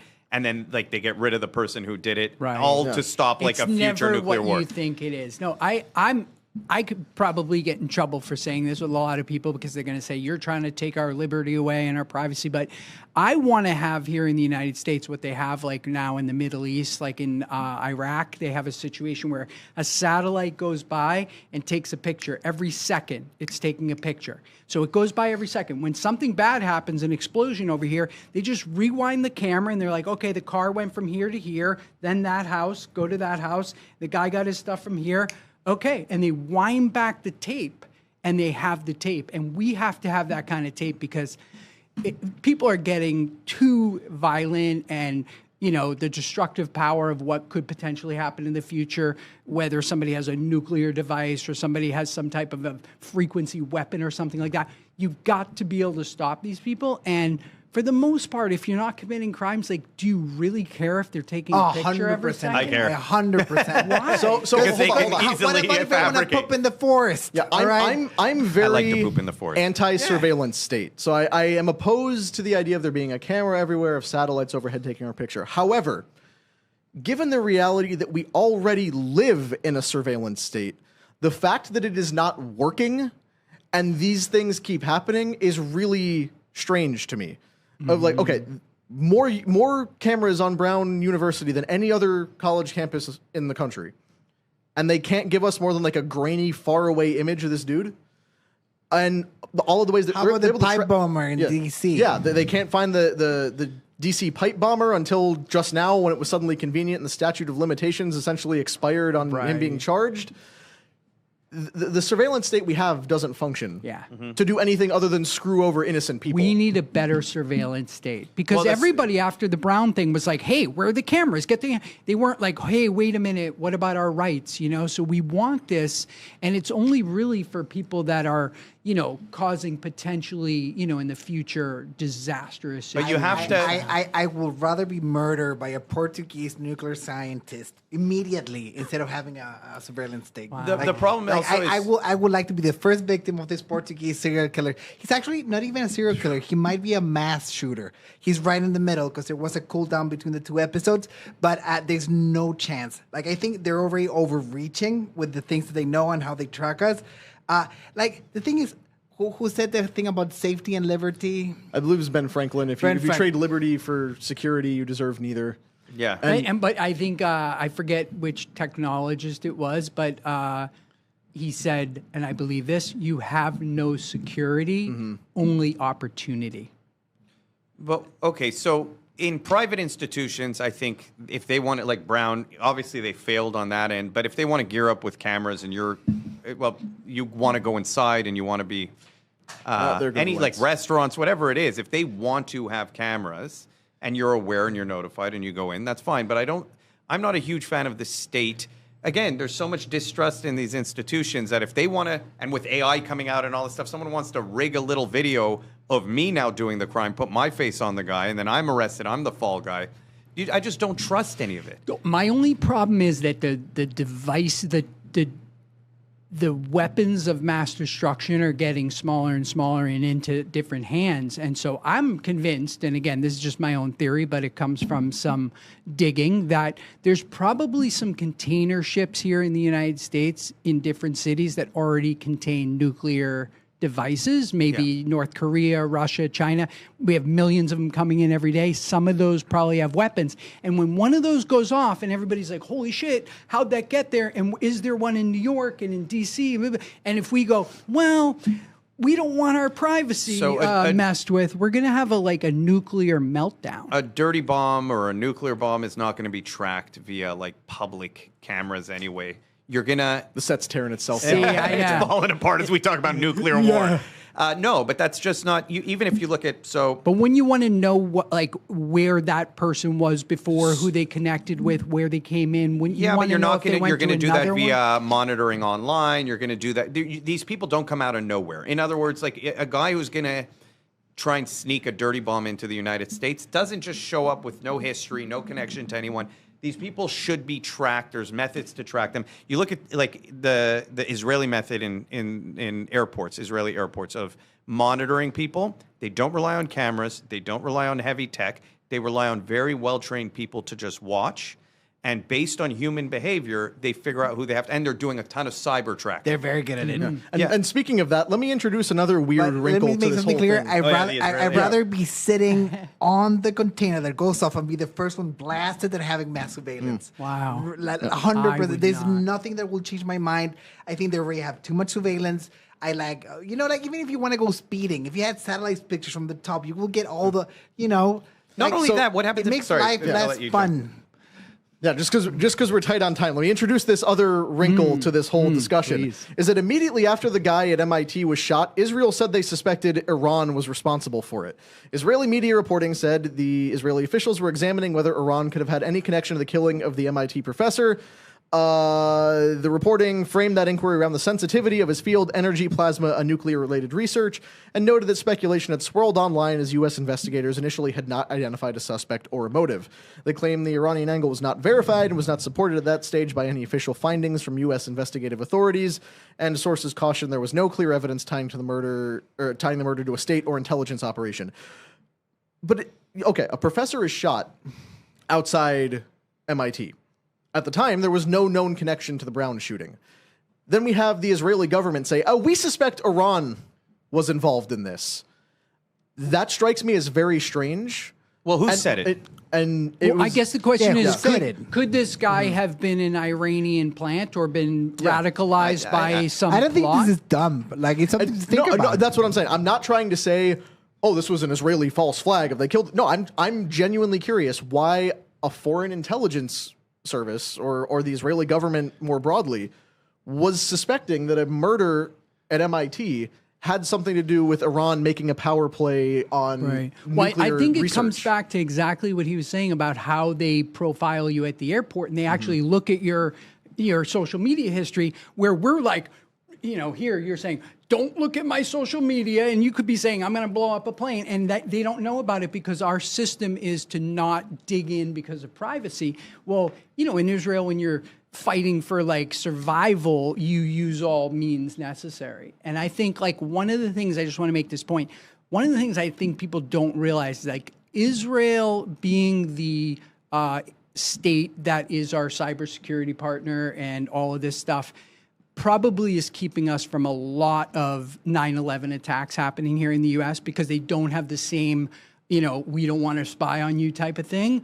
But people don't even realize that, the reason Israel was set up as a country was that after World War II, the Russians started to go into the Middle East and make friends with Saudi Arabia and Egypt. And the United States was like, holy shit, like if they get friendly with all these people, they're going to block us from oil. They're going to bomb us back to the Stone Age. We have to do something. So they thought, why don't we put a democratically elected country in there that we can put a military base on, we can act from, we can become friends with Saudi Arabia and Egypt. And the whole thing's worked out incredibly well for this whole time. Of course, there's tension because, there's, a difference in who owns the land and so forth. But the reality is that Israel experiment was one of the greatest survival mechanisms for us because we got to experience all of this incredible cybersecurity and encryption and all these things. And I think people sometimes, they think about Israel as a country or a people or a religion or whatever it is, but really it's a partner in keeping us safe. And if we don't have this level of technology keeping us safe, there's going to be a 9/11 attack all the time. I believe that the reason the United States has supported Israel, it didn't support Israel in 1948, actually. It was Russia actually believed that Israel would be a communist state. They believed it would be a baby Russia. If you look at the early weaponry provided to Israel, and the society, you have the kibbutz. The kibbutzim was very much something that. Look at who the Bolsheviks were. Well, like many of the Bolsheviks were ethnically Jewish. They were not. That is a myth. 95% were born Christian. If you look at this is something that actually bothers me that people kind of use to say it's like a Christian genocide by the Jews.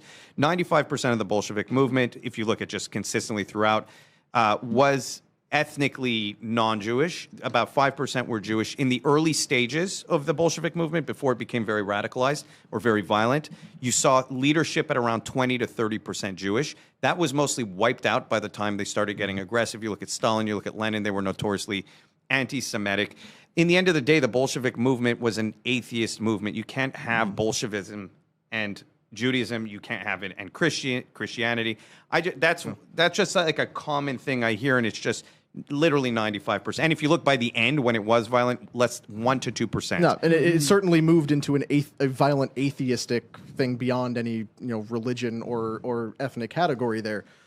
But that's the whole thing about understanding the relationship between Israel and the United States. You have to understand also our relationship with the Saudis, with the Egyptians, with the Russians. Yeah. There's a great historical context involved there that you kind of need to understand. So that's why this sort of thing really intrigues me so much, is that this shooting seems to have had, initially at least, had nothing to do with any foreign actors. They didn't even know who the guy was For all they knew, it could have been a domestic dispute where the guy's girlfriend shot him. Yeah. So to then immediately hear, we suspect Iran might have been responsible for assassinating this guy.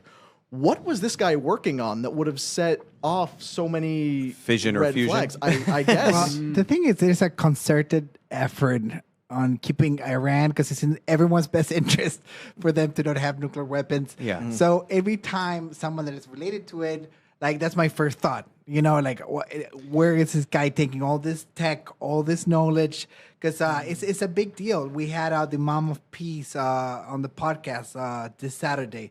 And even he being an imam, he's very worried of what they're doing there. You know what I mean? With good So reason. the Middle East is very interesting. I mean, look, Israel's on edge. Israel has I think everybody should be on edge, because it's not a joke. And if you look at the Gulf states, they've started coming out very strongly again. And in the end of the day, everything is a proxy state. Iran is a proxy state for China and Russia. Israel's, as much as people want to say otherwise, they want to say Israel controls the United States. There's a lot of indications that the United States controls Israel. Israel's a good proxy state for the United States in the region. And in the end of the day, if Israel loses if the United States loses Israel and it goes to Russia or it goes to India, it goes to China, even on a basic level, it doesn't bear well for us. Everything in the end of the day, when it comes to the Middle East, as we are doing it because it benefits us. If it didn't benefit us, we wouldn't do it. People have this misconception that everything is necessarily conspiratorial around that subject. No, there's clear benefits, like you were talking about cybersecurity, agriculture, technology. But in the end of the day, when things like this happen, I do believe Israel is sometimes very quick to the gun to say, release something and say, because it's their incentive and they're motivated by it and they're scared of it. They're living under 24-hour, like you said, constant threat. That it's their incentive to say, is this connected to Iran? Let's put out a statement. But I don't know who put out that statement. Now imagine if they don't say it and something happens. They're going to be crucified. Yes. You know, you're damned if you do, you're damned if you don't. Yeah. So certainly some interesting wrinkles in that. The whole context of it has changed in the last week from, 2 isolated shootings to now one thing of a guy traveling from university to university to kill multiple people. Were there state actors involved? We're not sure. We'll try to continue looking into this. If they just leave this as another Stephen Paddock Las Vegas massacre of we never know why, just a guy with a gun who wanted to kill some people, that's not going to be good enough for us. So we'll try to get to the bottom of that as well. But on that note, we're up against the clock here. So we will skip over our Christmas festivities, but just very quickly, thank you all for being here. Thank you all at home for joining us right ahead of Christmas. We appreciate you taking the time amongst the holidays. Hopefully you are safe and enjoying your time with family. This was covered some pretty heavy, intense stuff on the show today, but never forget that the reason to be joyful this time of year is that we are celebrating the birth of Christ. And even if you're not a Christian, the point is to understand this time of year symbolizes that there is a God who loves you and cares about you and wants a relationship with you, sent his son to redeem you, make the world a better place, and help us find unity with each other and with him. That was what was promised. Peace on earth, goodwill towards men. There's peace between God and man, promising that there will be peace on earth moving forward. So in the words of great comedian and philosopher Pete Holmes, may the birth of the one and only true God, Jesus Christ, bestow a blessing of peace upon your household to the belittlement of every other false religion, lest you be gay. And on that note, don't forget, Christmas merch, we gotta put 'em on. VT.com, Get the merch. VTmerch.com. Pick up your hats, your Get ugly the Christmas bracelet. sweaters. Get the This one's bracelet. big on my head. Yeah. Well, you can tighten it up later. As we wind out, guys, tell everybody where you can find you. Humberto and I are on Manect. If you want to chat with us, come up with ideas for future episodes, anything like that. Zappy, where can people find you? Zapolin on social media. Great content. I love your page. I thank you. And this show proves that we still live in the greatest country in the world ever. Hell yeah. Absolutely. Ilan, how about you? I have a podcast for martial arts called Inside Fighting. I have a watch brand, and it's on YouTube. I have a watch brand called Egard Watch Company. That's EGARD, watches.com, and I'm on Manect as well. So, thanks very much. Yeah. Thank you all very much for joining us. We wish you a Merry Christmas, and we will see you next week, Tuesday, 6 p.m., right here on The Unusual Suspects. Till then, take care, everybody. Merry Christmas.